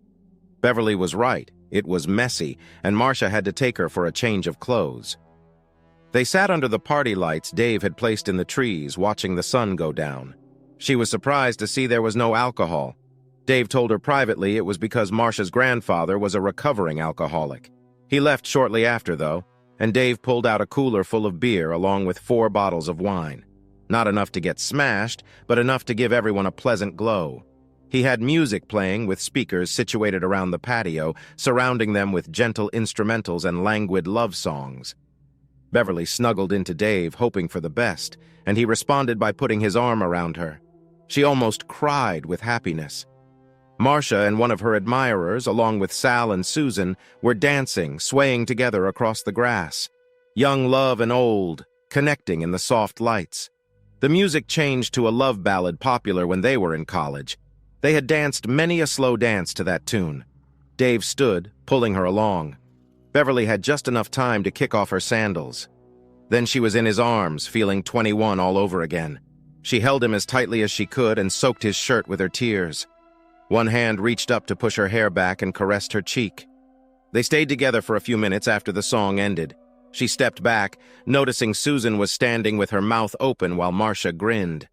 The tears started again, and soon they were in a 3-way hug, all of them sniffling. This led to another trip to the bathroom. This was getting to be a habit. She started to fix her makeup one more time, thought better of it, and washed her face. The people left, thanking Dave for the evening. Marcia hugged them both tightly. She had a sad face when she pulled back. "What's the matter, baby?" Beverly asked. I wish you guys had been my parents. Maybe I would have had the love I deserved. The love Ari is going to need. I'm scared, really scared. Now that I'm 18, the support check for me will stop coming. Ari will still get one, but it isn't much. Gramps is already uncomfortable with us being there. If the money dries up, he'll kick us out. Beverly was shocked beyond words, and Dave had an expression on his face she hoped she would never see again. Marcia, I want you to listen to me. I'm right next door. If things get bad, you come here immediately. Immediately. Understand? If I'm not here, lock the doors and call us. One or the other. We will be here for you and Ari. Say you understand. Beverly watched, shocked, wondering what kind of hell their life had been. Snapping out of it, she hugged Marcia again.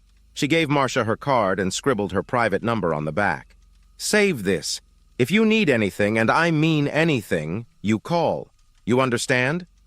Marcia was crying again and took turns clinging to them. When she finally composed herself, she left with a sad, slow walk until she was out of sight. Dave walked over to the porch swing, lost in thought. Beverly sat down beside him and took his hand. She may have been the big bad CEO, but when things really got rough, one could depend on Dave to take care of it. What are we going to do? She asked. About what? He asked, coming out of his reverie. About the girls. We can't leave them in a situation like that. What do you suggest we do? I'd take them in a heartbeat if I could. Why don't you? I don't know how it would work. She's 18 now, Beverly said. She's legally an adult, so she can live where she wants. Since she is legally an adult, she can petition the courts for full custody of Ari. I'm sure the grandfather would go along with that just to get rid of them if what she says is true. Here's what we do. I'll take charge of the legal stuff. That's my strong suit. Yours is sales, so you need to sell her on the idea of being an adult and doing what's best for both of them. Won't it look bad? A single older man taking a young woman and child in? Beverly finally let some of her temper loose. You listen to me, Dave Waxman. You are not a single man. You have a wife, and she is not inclined to be referred to as the former Mrs. Waxman. It took all of this to wake me up, Dave, and I intend to never sleep again. I missed you so badly, honey. But introspection has led me to understand that what happened is all on me. I took you for granted for so long that I got used to it. I got bad advice, went a little power mad, and screwed my life up in ways I could never imagine. Tonight was the first step on my way back to you. Do you still love me? It took everything she had to ask that question. She was scared to death of the answer. He looked thoughtful, and it filled her with dread. I love the you I fell in love with, not the you that you've become. If we manage to start again, things will have to be a lot different. I'm not asking you to be submissive, Beverly, but I would insist on you acknowledging me as an equal that deserves your respect and a good bit more of your time than you've given me the last few years. I woke up after I left. I have no desire at all to go back to that life, and I'm damn sure never stepping foot in that house again. I need to know in my heart that if the situation ever arises, you would pick me over the business every time. Honestly, I don't think you can do it. Beverly was crying despite her best efforts not to. He took her hand. Honey, all that being said, I'd really like to try again. I miss waking up beside you, the affectionate gestures we used to share before you got too important. There are a few things we need to do, though. The first is to find a competent marriage counselor who can guide us back to each other. We need to set some ground rules on how we allocate our efforts, making sure there's always time for each other. Does this sound reasonable to you? Would you be willing to live here in this house if we get back together? It was too much. He wanted to save their marriage. He still loved her. She broke down, sobbing hysterically for at least 5 minutes while he held her, gently stroking her back. Eventually, she got herself together enough to answer him. He waited, wondering if she understood what he told her. He'd never accept second billing ever again. If she wanted to stay married, it had to be to him, not the job. Honestly, he didn't think she could do it. She really surprised him with her answer. I agree to almost all of it. I'm not worried about the house. It's nice, but without you there, it may as well be a box under an overpass. I'm sure the commute will suck until I get used to it, but if it helps save my marriage, I'll get over it pretty quickly. She sighed. I lost direction, honey, and I want to find my way back home. I need a guide, and I'm depending on you. The counselor is a really good idea. Do you want to find one, or shall I? We'll both have to agree, of course, before we commit.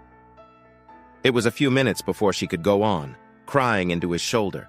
She finally pulled back, wiping her eyes. One of our first priorities should be to re-establish our intimacy. I know it's probably too soon for sharing a bed, but can I stay here tonight? I really need to wake up in the same house as you. As far as priorities, you are my main focus right now. I still have to work thanks to my blunder. I'm not in a very good position, so I have to really put effort into everything I do. But I will make sure I'm home at a reasonable hour. If something comes up that I absolutely can't walk away from, I'll call immediately. I'm willing to put forth maximum effort to ensure this never happens again. He believed her conditionally. Truth be told, once he got over the hurt that she had caused him, old feelings had started to return. Most of their adult lives were entwined, and at the end of the day, he decided he didn't want to break them. He was serious about a counselor. If ever a couple needed professional help, it was them.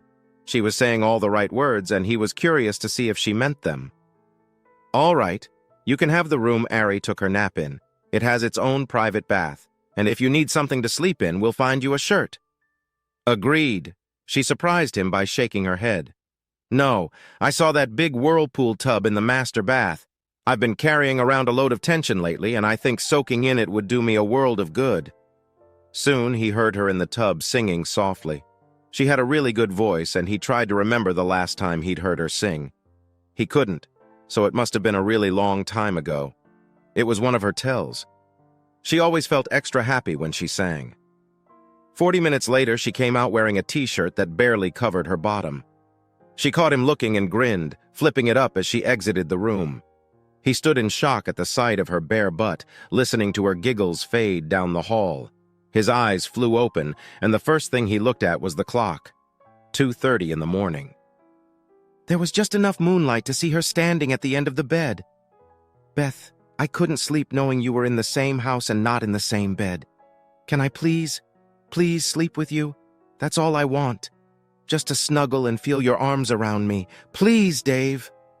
He could have sent her back down the hall, but he didn't. Instead, he pulled back the covers. She slid in, trembling, and he wrapped his arms around her, pulling her tightly to him. He felt her tears, but said nothing. Soon after, he heard her breathing level out and knew she was asleep. He lay awake for a long time, wondering about their future, before drifting off with a smile on his face. Her eyes popped open, and she wondered what hotel room she was in. Then she felt his arms around her, and it all came rushing back. She was in bed with her husband. She was about to get intimate when a bundle of energy came rushing in. "Mr. Dave, wake up!" Marcia stood at the door with her hands over her mouth. "I'm so sorry. I told her to stay downstairs, but as soon as my back was turned, she took off." Dave grinned, tickling Ari softly. She wriggled and cooed, loving every minute of it. "It's all right, Marcia. Now I have 2 beauties in my bed. How lucky can a man be?" Beverly saw Marcia's expression and knew something wasn't right. "What's wrong, honey?" Well, we are. Gramps hasn't gone grocery shopping lately. I was going to ask if I could give some of your cereal to Ari. Marcia looked embarrassed beyond words, and Beverly's heart went out to her. She doesn't need cereal, honey. She needs a good breakfast. Give us a minute to get dressed, and we'll come down and fix something or take you out if he doesn't have enough. All right? Marcia couldn't talk. She just nodded and gathered up a squirming Ari. Come on, Ari. Let's get you some juice while Mr. Dave and Mrs. Beverly get dressed. As soon as the door closed, Beverly whirled around, eyes blazing. I'm sorry, honey. I was hoping for some long overdue loving, but it can wait. Really? What kind of man doesn't make sure there's enough food in the house for his children? Where's your robe? She snatched it off the closet hook and was out the door. Dave followed a little more slowly after answering the call of nature. She was in the kitchen with all the cupboards open, frowning. Dave was about to explain that as a single guy there was not much of a need to keep a stocked pantry, but he thought better of it.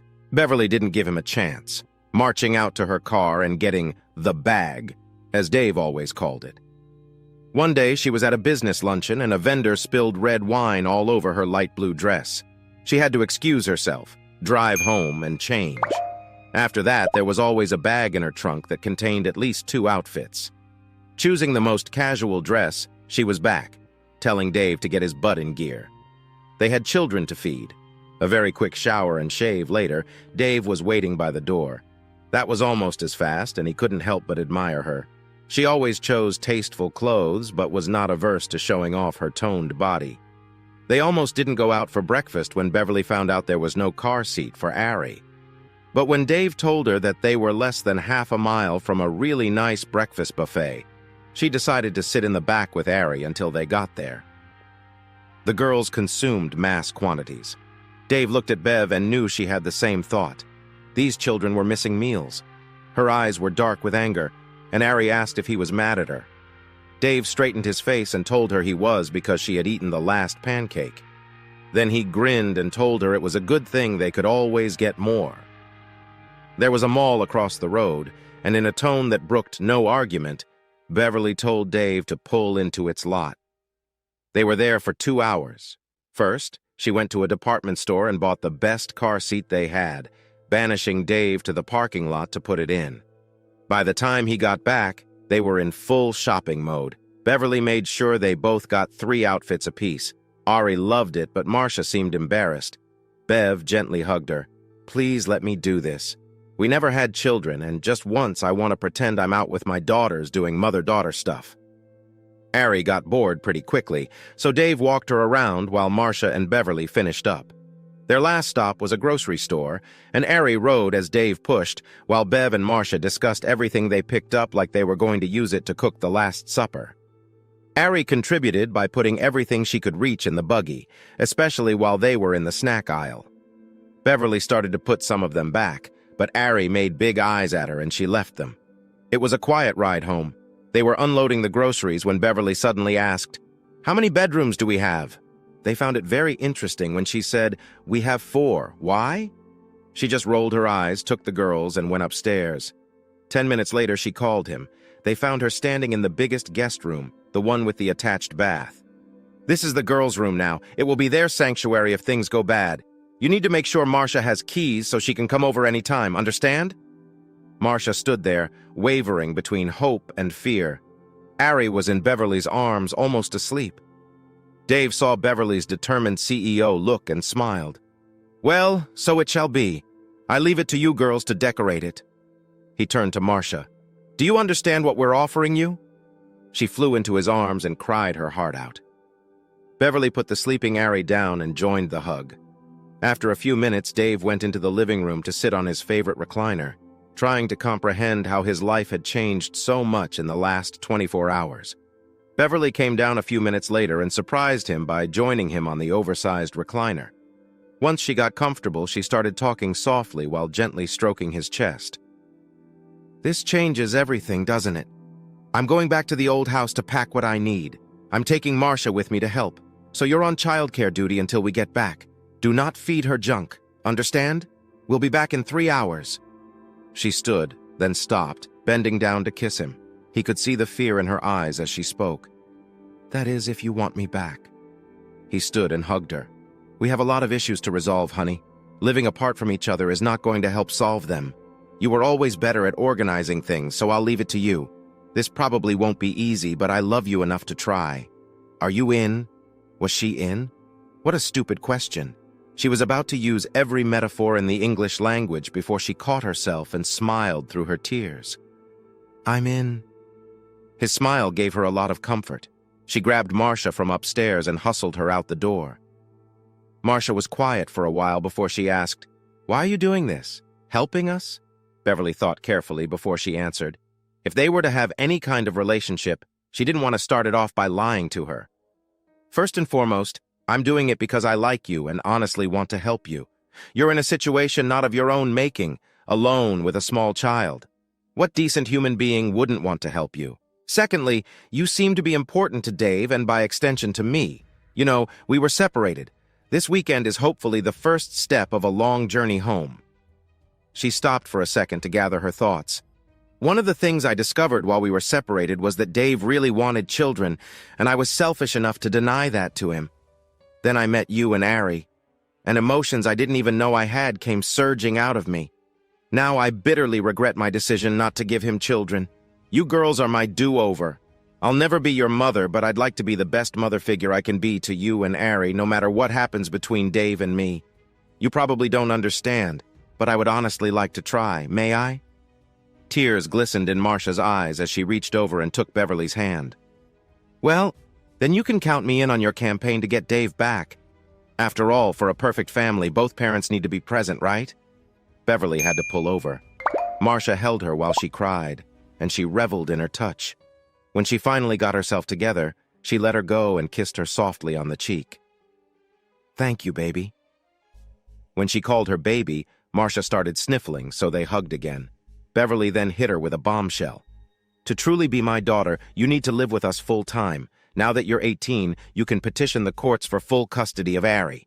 We'll pay for all the legal fees if you agree. It should be pretty simple. And when we're done, no one can take her away from us. You need to start practicing saying, "Yes, Mom." Now would be good. Beverly lost feeling in her hand because Marcia's grip was so strong. It came out more as a sob than a statement, but she understood it as though she had shouted it, "Yes, Mom." They wandered through the house, basically cleaning out closets and dresser drawers. It took them 4 trips to get all the stuff in the car, filling the trunk and most of the back seat. You have a beautiful house, but it doesn't feel like Dave's. This feels warm, you know, Marcia said. Beverly did know. You're exactly right. I've lived in the cold long enough. Maybe that's why we're selling it. I plan to never spend another night there. I find I love being warm. They came back with the car stuffed. Ari and Dave came out with Ari in his arms, and Dave asked Beverly why she didn't take her truck. She playfully slapped his arm. Now you bring that up? Next time we'll use the truck. Think about what you'd like for dinner while we unpack, Beverly said. Dave decided to impress Bev with a simple stir-fry using chicken breasts, zucchini, carrots, bell peppers, onions, mushrooms, and chopped Brussels sprouts. He served it over rice with a surprise. Parfait glasses filled with chopped tomatoes of different colors, basil leaves, olive oil, and a touch of vinegar. It looked appealing. Ari would have eaten only the tomatoes if allowed, but she had a temper tantrum and got her first experience with parental controls. Ari, do you want to grow up to be as pretty as your sister? Dave asked. Ari nodded, unsure where this was going. Then you have to eat different foods. Try this, Beverly said, feeding her a spoonful. Ari's eyes widened with delight. More, please, she said, looking at Beverly with gratitude. Thank you, Beverly, for helping her learn something new, Dave added. Ari smiled and said, Thank you, making Beverly's heart swell with pride. After dinner, Beverly took Ari to clean up while Marcia sent Dave to the living room. Ari returned in pajamas and crawled into Dave's lap. They watched Frozen, and Ari managed to stay awake for most of it. It became her favorite movie, and they would watch it countless times over the years. Marcia went next door and returned shortly. Grandpa is gone, and the door is locked, she said. Beverly could see the anger in Dave's eyes and put a hand on his shoulder. Good thing we got you those pajamas. Now go get ready for bed, she told Marcia. Marcia came out in conservative shorty pajamas. Beverly grinned at Dave's expression. "Only one of them is a little girl, honey." They were all in bed by 10, as both had work in the morning. Beverly came out of the bath in a sexy baby doll that flattered her figure. She saw Dave watching and twirled. His eyes widened when he saw there were no panties. She giggled. "It comes with panties, but I figured it would be a waste of time to put them on. You're 5 months behind on your husband duties, and I expect you to make up for it tonight." Then, in a small voice, she added, "That is, if you want to." He stood up and slipped the gown over her head. "In my opinion, you wasted time putting anything on.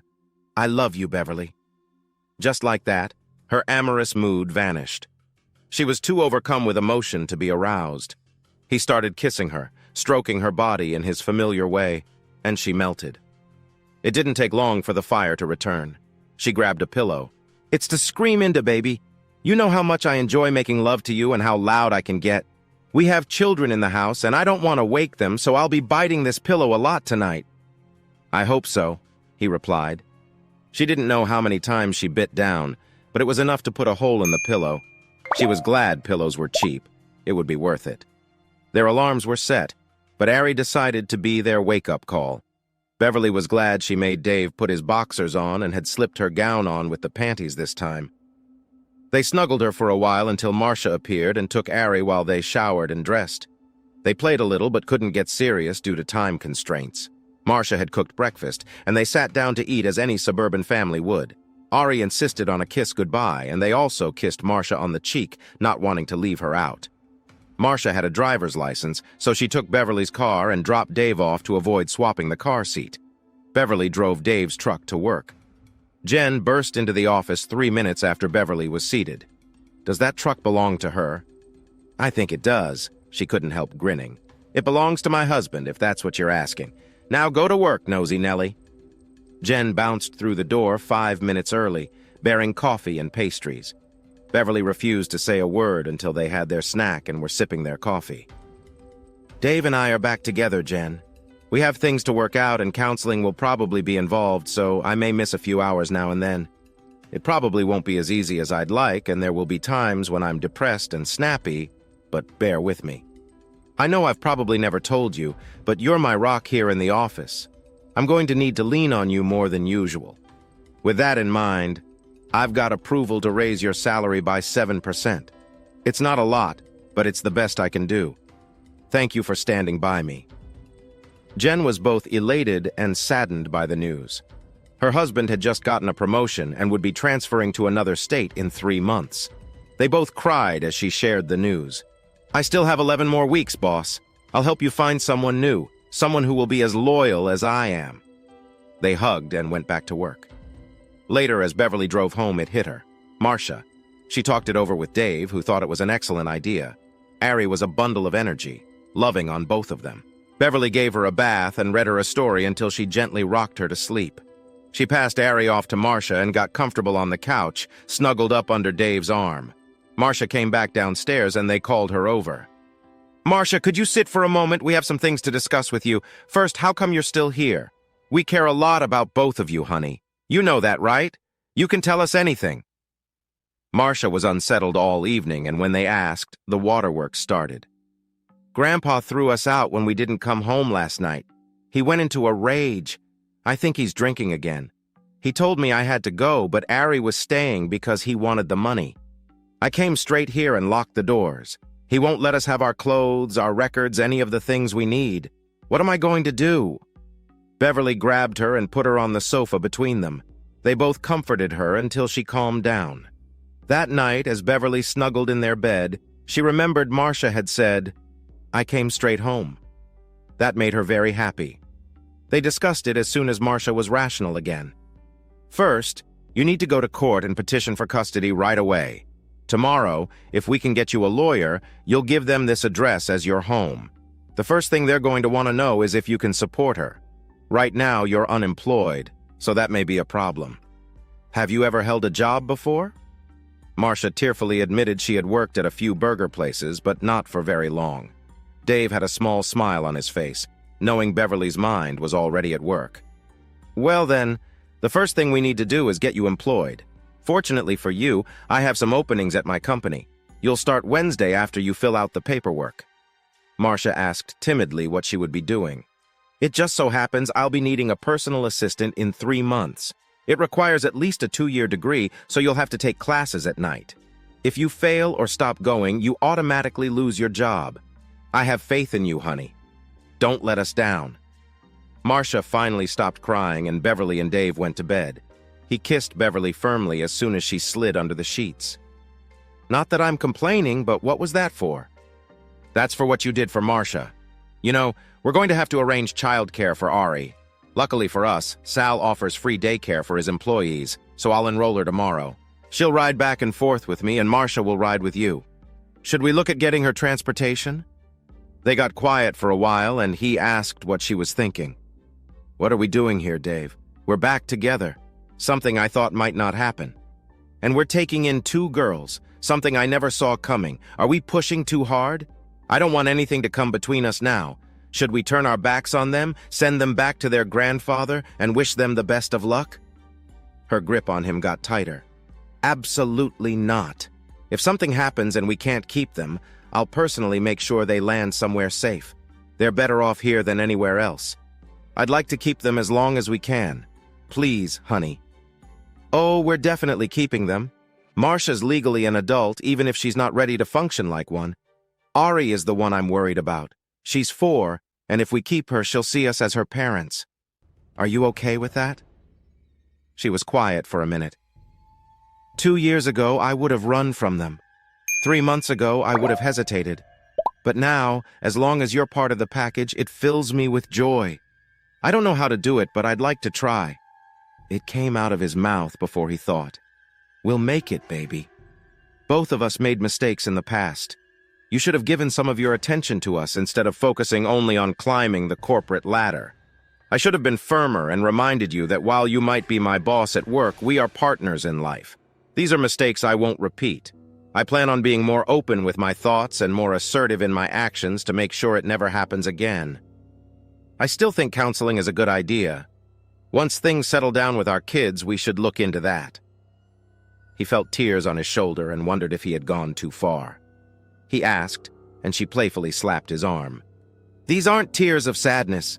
They're tears of joy. I never thought I'd hear you say our kids, and I'm so happy to hear it. They're the missing link.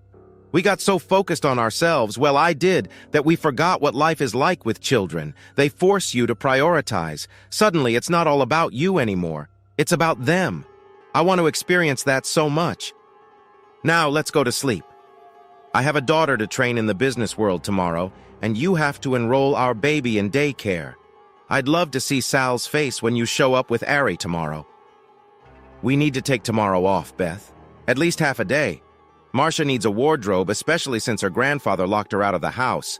Ari does too. I need to see Sal about daycare because technically, Ari is an employee's child now. You need to line up a lawyer for Marcia's custody. We need to move fast on that. Sometime tomorrow, I'm going to see their grandfather and see if I can get him on board with what's happening. It'll make the transfer of custody much easier. Agreed, she said in her business voice. And you're right about transportation. She'll need a car to get back and forth to school. We can do that in a couple of months after she's settled into her job. What kind should we get her? Let's wait 2 months and then get her input. No hot rods, nothing too expensive. A starter car should be safe and reliable. Your end of the world, honey, you can handle that. Now we need to sleep. Lots to do tomorrow. They woke with smiles and a plan, thanks to their personal little alarm clock. It occurred to Beverly that they'd have to make sure the door was locked when they were intimate. She giggled at the thought. Marcia didn't quite know what to think, and Ari had no clue about the changes coming into her life. Beverly hustled them into the car for a trip to the mall. She showed Marcia the type of clothes she needed for a professional appearance, and Marcia chose well. Then she told her to pick some casual clothes. Marcia selected a few mini-skirts, well-fitting jeans, basic tees, and a couple of cute tops.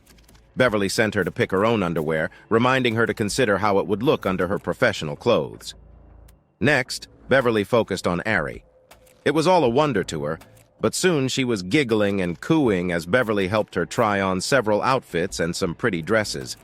Ari didn't like the shoe store until Beverly showed her a pair of pink sneakers, and then she cooperated. Dave met them for lunch and tried to act interested in their purchases. Finally, they gave up and decided he'd have to see them one at a time. Dave switched the car seat to his truck and they waved as he and Ari pulled out. Jen was surprised when Beverly arrived with such a young woman. She was even more surprised when Beverly explained, "See if she's trainable and has any business skills. I need total honesty after you work with her for a few days. If she's competent, she'll take your place. If not, we'll find her another position." "Who is this girl to you?" Jen asked. Beverly flushed as she explained how she came to know Marcia. Jen laughed. "I wish I was around to watch. Does she call you Mom?" "Not yet. I'd like to hear it someday." She showed Jen pictures of Ari, most with Dave holding her. "I'm afraid she's going to be a daddy's girl. I can deal with that as long as I get the big one. It'll be easier with her." Jen giggled. "Really? A teen as pretty as she is? What's going to happen the first time she brings home a boy you don't think is good enough for her? You better get used to sleepless nights." Beverly hadn't thought about that. She wondered if Dave still had that old double-barreled shotgun he'd inherited from his grandfather, and if it still worked. Marcia was completely overwhelmed by the whole experience and just followed Jen around like a puppy. They took Marcia to HR and got her paperwork started. She came in at the lowest entry-level salary, $22,000 a year. Marcia thought it was a fortune. Beverly just smiled and said, "Wait until you have to pay your own bills. It won't seem like nearly as much then." Seeing Marcia frown, she quickly added, "That's years down the road, honey. I refuse to let you move out until you have at least a degree. Then we'll see how you feel about it." Marcia was quiet on the way home. Beverly asked her how she liked her day. "It overwhelmed me, but I'll learn. Look at the role model I have." Beverly glowed, but then Marcia spoke again in a small, shy voice. "I may have made a mistake today. One of the other secretaries asked who I was, and Jen told them I was your daughter. I was so shocked I didn't correct her. The word is out. You may have noticed the strange looks." Beverly had noticed, but shrugged it off. She was too focused on saving the company to worry about looks. "Don't tell them any differently. Maybe they'll treat you better. I can think of worse things to be called and have been called."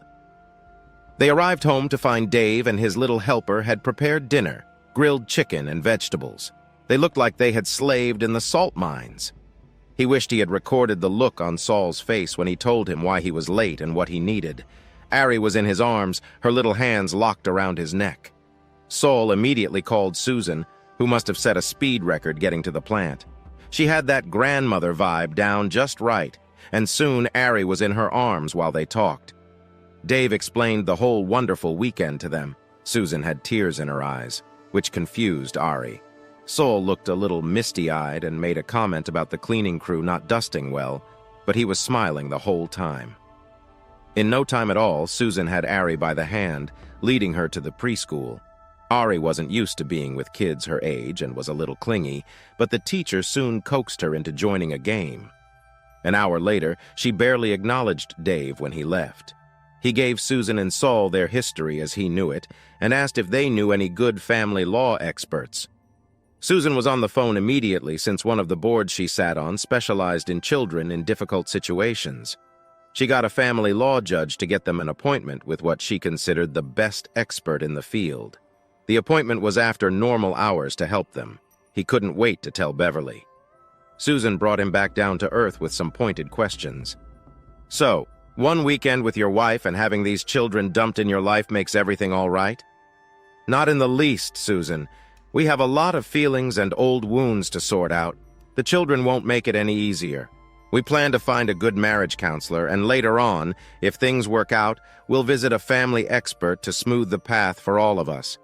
I know this, though. We still love each other. We are also developing strong feelings for those two girls. You know how goal-oriented and driven Bev can be when she wants something, and she wants the whole package. I think this weekend has shown her what we missed out on by not having children, and she sees this as a chance to correct an old mistake. It'll be up to me to keep her balanced, and up to her not to return to her old ways. The first hint of that, and I'll be all over her. So no, it's not going to be an easy path, but it's one we're both willing to walk." Saul grinned. "Well done, Dave. I can tell you from experience it will be worth all the pain and heartbreak that's coming your way when you watch them leave the nest." Stay the course, my son, and the rewards will be more than you can ever imagine. Now go to work. You have a family to support now." Dave worked a few hours and wasn't ashamed to say he was ineffective. Ari bounded into his arms when he came to pick her up, rattling on about what she had learned and all the friends she'd made. The director of the facility smiled at him. "Get used to it. She seems really bright, and it might be in your best interest to get her tested in a few years. It will be a challenge to keep her from getting bored. Here's a list of things you'll need to get. If you're uncomfortable, have her mother call us, and we'll go over what to expect. Have a good night. Bye, Ari." She ruffled Ari's hair and walked away, humming. The woman must have really loved her job. Dave got his baby settled into her seat and asked her what she'd like for dinner. "Chicken," she declared. He got a few of the toys Beverly had bought and put her where he could see her while he grilled. He noted she was especially fond of a stuffed dog and wondered how she would like a real one. Her birthday was coming up. The big girls got home and Ari ran to them, laughing. Dev scooped Ari up and placed her on her hip as if she'd been doing it since the child was born.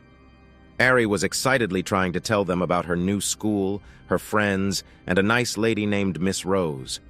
Dave kissed Beverly and, seeing Marcia looking lost, kissed her on the cheek too. "Get changed, girls.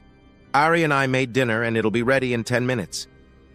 Ari followed them into the house, singing and laughing as she tried to hold both of their hands at the same time. 10 minutes later, they reappeared, all changed into shorts and t-shirts, including Ari. The picnic table was quickly set. Tea and lemonade were poured, chicken was plated, and the veggies were arranged on a large platter. Ari had just gotten back from Bible school at a local church the week before, and she grabbed Dave's hand. "Grace," she said, so they all held hands while Dave thanked God for the food and his girls. That was enough for Ari, and she called out, "Amen," as she pointed to the roasted carrots. Beverly helped her with her plate, chopping everything into small pieces. That night, after Beverly's story time and rocking Ari to sleep, she snuggled next to Dave. She seemed to want to bring something up, but didn't know how. "Beth, we promised to be honest with each other. If something is bothering you, you have to share. Why did we quit going to church?" Short answer, we got too busy and too lazy. Why? What brought that on? Ari, when she insisted we say grace, we need to find a church. It will look good when social services come around investigating us. But I refuse to go just to keep up appearances. I agree it would be good for the girls and for us. We could get involved in activities for people our age and get a new circle of friends. It could be a new support group for us. Let's talk it over with the girls before the weekend and get their thoughts. That made her happy because she shimmied around a bit, and he felt her bare bottom against him. "Lock the door," she whispered as her top flew across the room. They woke to Ari pounding on the door, upset that she couldn't get in. Dave went to the bathroom while Beverly slipped into her robe and opened the door. Ari was crying but soon settled down as Beverly cuddled her. "No more locked doors," she told him that night. "If we need time alone, we'll make sure the door is open when we're done. Got it." They fell into a routine over the next few weeks. Ari never missed a day of waking them up, diving onto the bed for kisses and hugs while she chattered happily about school. Marcia had been taking makeup lessons from Beverly and would get ready for work in her professional dress with proper makeup. She looked a lot older than 18, which worried Dave. Beverly would laugh. "Everyone knows she's the boss's daughter. There may be some interest, and I would be disappointed if there wasn't, as pretty as she is. But it's a professional environment, and Jen and I watch her like a hawk. Still, she's 18, and because of her home situation, she hasn't had many dates. I think she'll be really popular when she does start dating." "Did you ever find that shotgun?" "Yes, and I bought a box of buckshot." They were still laughing when Beverly went down to breakfast. The grandfather finally came to the house after the girls had been with them for 3 weeks. He came when Dave and Beverly were gone. They had taken Ari to the grocery store, and Marcia stayed home to fix dinner. He knocked on the door, and when she answered, he demanded they come home. Marcia tried to reason with him, saying they wanted to stay, and he got really agitated. She thought he might have been drinking. Of course, as soon as they got Ari down for the night, she told them all about it. Dave indicated he would be going over to talk to him the next day, but Beverly talked him out of it. "Let me call Mrs. Ingalls. She'll know what to do." Mrs. Ingalls was the family law expert Susan had recommended, a retired judge who went back into private practice, taking a very limited number of cases. She never had more than 3 clients at a time and was very selective about whom she chose to represent. They found her to be likable, and Ari loved to sit on her lap and play with her long silver hair. But when it came down to it, she was tough as nails. In one way, it should be fairly easy to give custody of the minor to the sister. She's in a nice home, holds a steady job, has no record, no tattoos or piercings, is neat, clean, and quite pretty. If you two get involved, it might get sticky because of your recent separation. You know you can't adopt Marcia because she's of legal age, but there's nothing to stop her from having her name changed to yours or having you formally recognize her as a daughter. On the other hand, you both have good jobs and are in decent financial shape. The fact that you're seeing a counselor and are willing to wait a year before starting the proceedings should help a lot. The grandfather could be tricky, but it will be hard for social services to give him a 4-year-old if Marcia refuses to move back. His age, history, and attitude will work against him. Try not to antagonize him. Allow him access to his granddaughters in a controlled situation. Show him they would be better off with you. If he fights, then we fight. Bev told Mrs. Ingalls about the incident, and she promised to get social services to inspect their home and start the initial interviews. At the same time, they would revisit the grandfather, looking for anything that would make the case for an unfit home. They might even persuade him to let them go due to his age and health. We'll see how it goes. In the meantime, keep an eye out, Mrs. Ingalls advised. Social services came out, inspected the house, and interviewed Beverly and Dave. They could tell the visitors were impressed. They had scrubbed the house top to bottom twice in anticipation of the visit. Ari didn't know who they were and was her usual outgoing self. She didn't wait to be asked to see her room, but dragged them up to show her toys and stuffed animals, chattering the whole time. Then she took them outside to see her shiny new swing set and sandbox. Marcia remained calm and level-headed as she described the atmosphere in the house as warm and loving. She sniffled a few times, saying it felt like the first home they'd ever had. Apparently, things did not go so well for the grandfather. Marcia had done most of the cleaning and cooking while they lived with him. So, they found a dirty house and a sink, counter, and table overflowing with dirty dishes and takeout containers. Mrs. Ingalls assured Beverly and Dave that their interview went very well and that it was pretty much a done deal. She was right. A month later, Marcia became Ari's legal guardian. The grandfather never once came to see them. Marcia finally took Ari, escorted by Dave, to see him. He wouldn't let them in, slamming the door in their faces. Ari looked sad for a few minutes before cheering up and demanding they snuggle in the huge hammock Dave had found. It was big enough to hold Beverly, Ari, Dave, and Marcia. They would giggle as they lay down together, with Dave grabbing Beverly and flopping backward, Marcia tossing Ari as she giggled and squealed.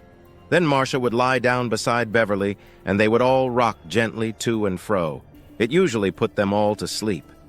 Beverly would never forget the day Marcia asked if she could snuggle with Dave for a change. Sometimes she found them asleep in the hammock, Ari nestled between them. She took pictures, and Marcia put them on Facebook with the caption, "Snuggling with Dad." Beverly showed it to Dave, and he surprised them all by rushing out of the room. She found him crying in the backyard. He gave her a huge hug and kiss. "Sorry, it's just something I never thought I'd see." He came back in and gave both girls a huge kiss. He would like to say marriage counseling was a walk in the park, and they only had to go a few times. But that wasn't the case. Their counselor was a pretty shrewd woman. She had them tell her in separate sessions why they split up and why they decided to get back together. She shared her insights during the sessions. There were times when they shouted at each other and times they cried and hugged as if they were afraid the other would disappear if they let go. She would guide them through their issues, then prop them back up and analyze everything when they were done. It seemed he harbored deep resentment about her almost unilateral decision not to have children. She resented him for trying to bring it up now and then. In the end, they learned a lot. The primary lesson was that they lost sight of their marriage in the pursuit of their careers. He realized that while he was very proud of what she had accomplished, he resented it, especially when she started minimizing him as she climbed the ladder. She resented that while he was a good salesman, he didn't have the burning desire to get to the top. He almost laughed at that. If we were both like you, the marriage would have been over long ago. That set her on a crying jag, but after she recovered, she understood his point. She hurt him badly when she said she felt he was too passive and felt like she wore the pants in the family. Then he realized she was right about some of her feelings. It was only after she committed the ultimate disrespect to him that he started pushing back. Sometimes they'd come back still upset and not speak much. Ari would sense their moods and jump back and forth, snuggling until they were both in better spirits. Marcia would hover, understandably worried about what would happen to them until they pulled her onto their laps, and Beverly would shower her with love. He would never forget the day he went to pick up Ari from daycare, and she came running to him shouting, "Daddy!" as he picked her up. She had heard the other kids calling their parents Mom and Dad, and decided that was the way it should be. After he got his emotions in check, he told her that if he was Daddy, then Beverly was Mommy. She seemed to understand, jumped down from the truck and ran to Beverly, carrying a cutout dinosaur with little red puffballs glued along its spine. "Mommy, look what I made for you!" Dave honestly thought Beverly might faint. Then the tears came. Marcia and Dave watched for a minute, and she turned to him. "Well done, Dad." Then his tears started. The dinosaur hung in a shadow box on Beverly's office wall until she retired. Beverly stood in the hallway of their house, waiting. Marcia stood by her side, holding her hand. It had been almost 2 years since Dave and Beverly started on the long road back to each other. This was the last step on the path. She heard the music start, and Marcia held the door for her. She was still thinking about the conversation they'd had while they were waiting. "Thanks, Mom. Thank you and Dad for saving us, giving us a loving home, and believing in me. I can't believe I'm going to be a junior in college next year. I promise to do well. After all, I have a heck of a role model to emulate." Beverly hugged her hard, trying not to ruin her makeup by crying. "It's me who should be thanking you. I had just about lost everything. My career was going up in flames. My husband had left me and I had nothing left. Then I came to that cookout to make one more effort to get my life back. I not only got my husband back, but I also got a family as a bonus. Have I told you how much I love you and Ari and how proud I am of you?" Marcia laughed. "Every day. It'll probably take another 30 or 40 years before I get tired of it. Now, straighten that face. It's almost time." She walked through the door to the cheers and claps of their friends. The reverend of the Episcopalian church they had been attending for the last 14 months was standing at the altar, smiling. Their friends from the age-appropriate group they had joined were there. Jen had even flown in with her husband and 5-month-old son. Saul stood beside Dave while Susan, dressed to match, took her place on the opposite side with Marcia. 6-and-a-half-year-old Ari stood there with a basket of rose petals, flanked by their dogs, Sunny and Sugar. Each had a little pillow strapped to their backs. They stood for a minute, enjoying the scene before Dave slowly walked down the red carpet, preceded by Ari spreading rose petals. The dogs were in their usual positions, one step behind her. They joined hands in front of the Reverend and recited their vows again. Beverly got a big surprise when Ari handed Dave her ring. Dave had taken it to the jeweler for cleaning and had a large diamond-encrusted band wrapped around it. She let him slip it on her finger, glancing at the mother's ring the girls had given her for her last birthday. The 2 different stones twinkled in the twilight. A tear slipped down her cheek when the Reverend asked who gave this woman away, and Saul answered, "Their daughter still." It was the 3rd most important day in Dave's life. The first was marrying Beverly the first time.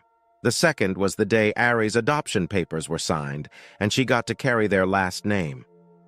Marcia broke down when he told her she would have to take their last name too, giving her the papers. All she had to do was file them. The Waxman family was complete. He grinned as he slipped the expensive band on her finger.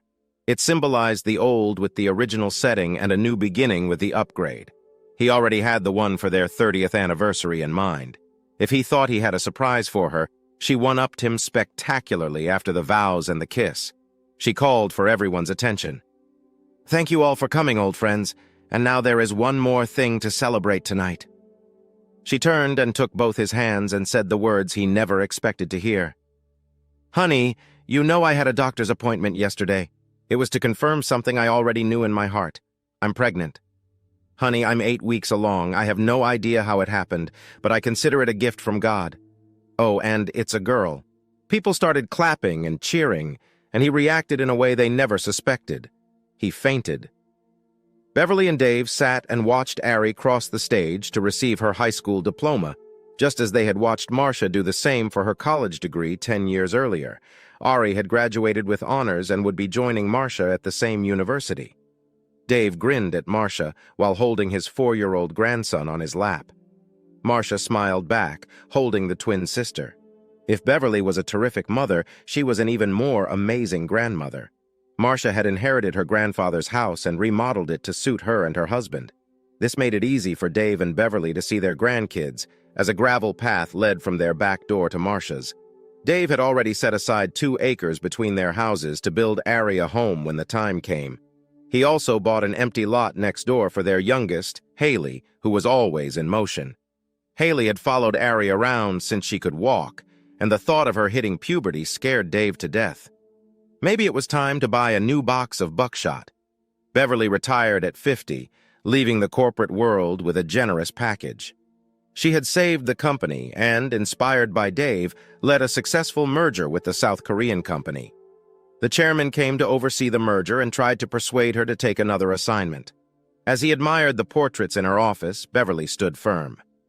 I'm entering a new phase of my life. My youngest daughter just turned 11, my middle one is about to start college, and the oldest, well, you know. She grinned. We missed the bus on that one.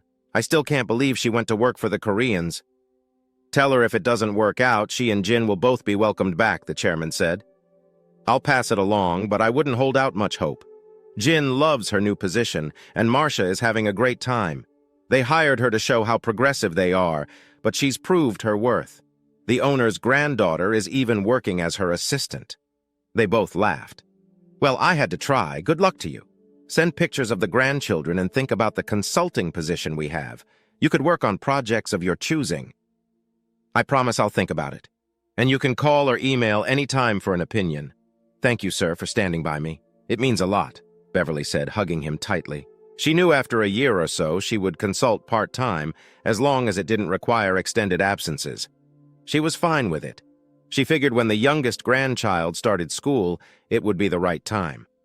Dave looked at Haley as she squirmed. Tone it down, HH, he said, which stood for Hurricane Haley. It's almost over. As she smiled at Dave, he remembered the time he heard she was going to join the family. Bev and Dave had decided to renew their vows after their counseling and court appearances to adopt their girls as a celebration of their renewed marriage and completed family. He was already overwhelmed with emotions when she dropped the bomb on him, pregnant at 38. She said she didn't know how it happened, but suspected an interaction with some cold medicine. Sometimes, she couldn't quite look him in the eye, and he knew it was deliberate. If she had just asked him, he would have been ecstatic, but he suspected she was afraid he'd say no.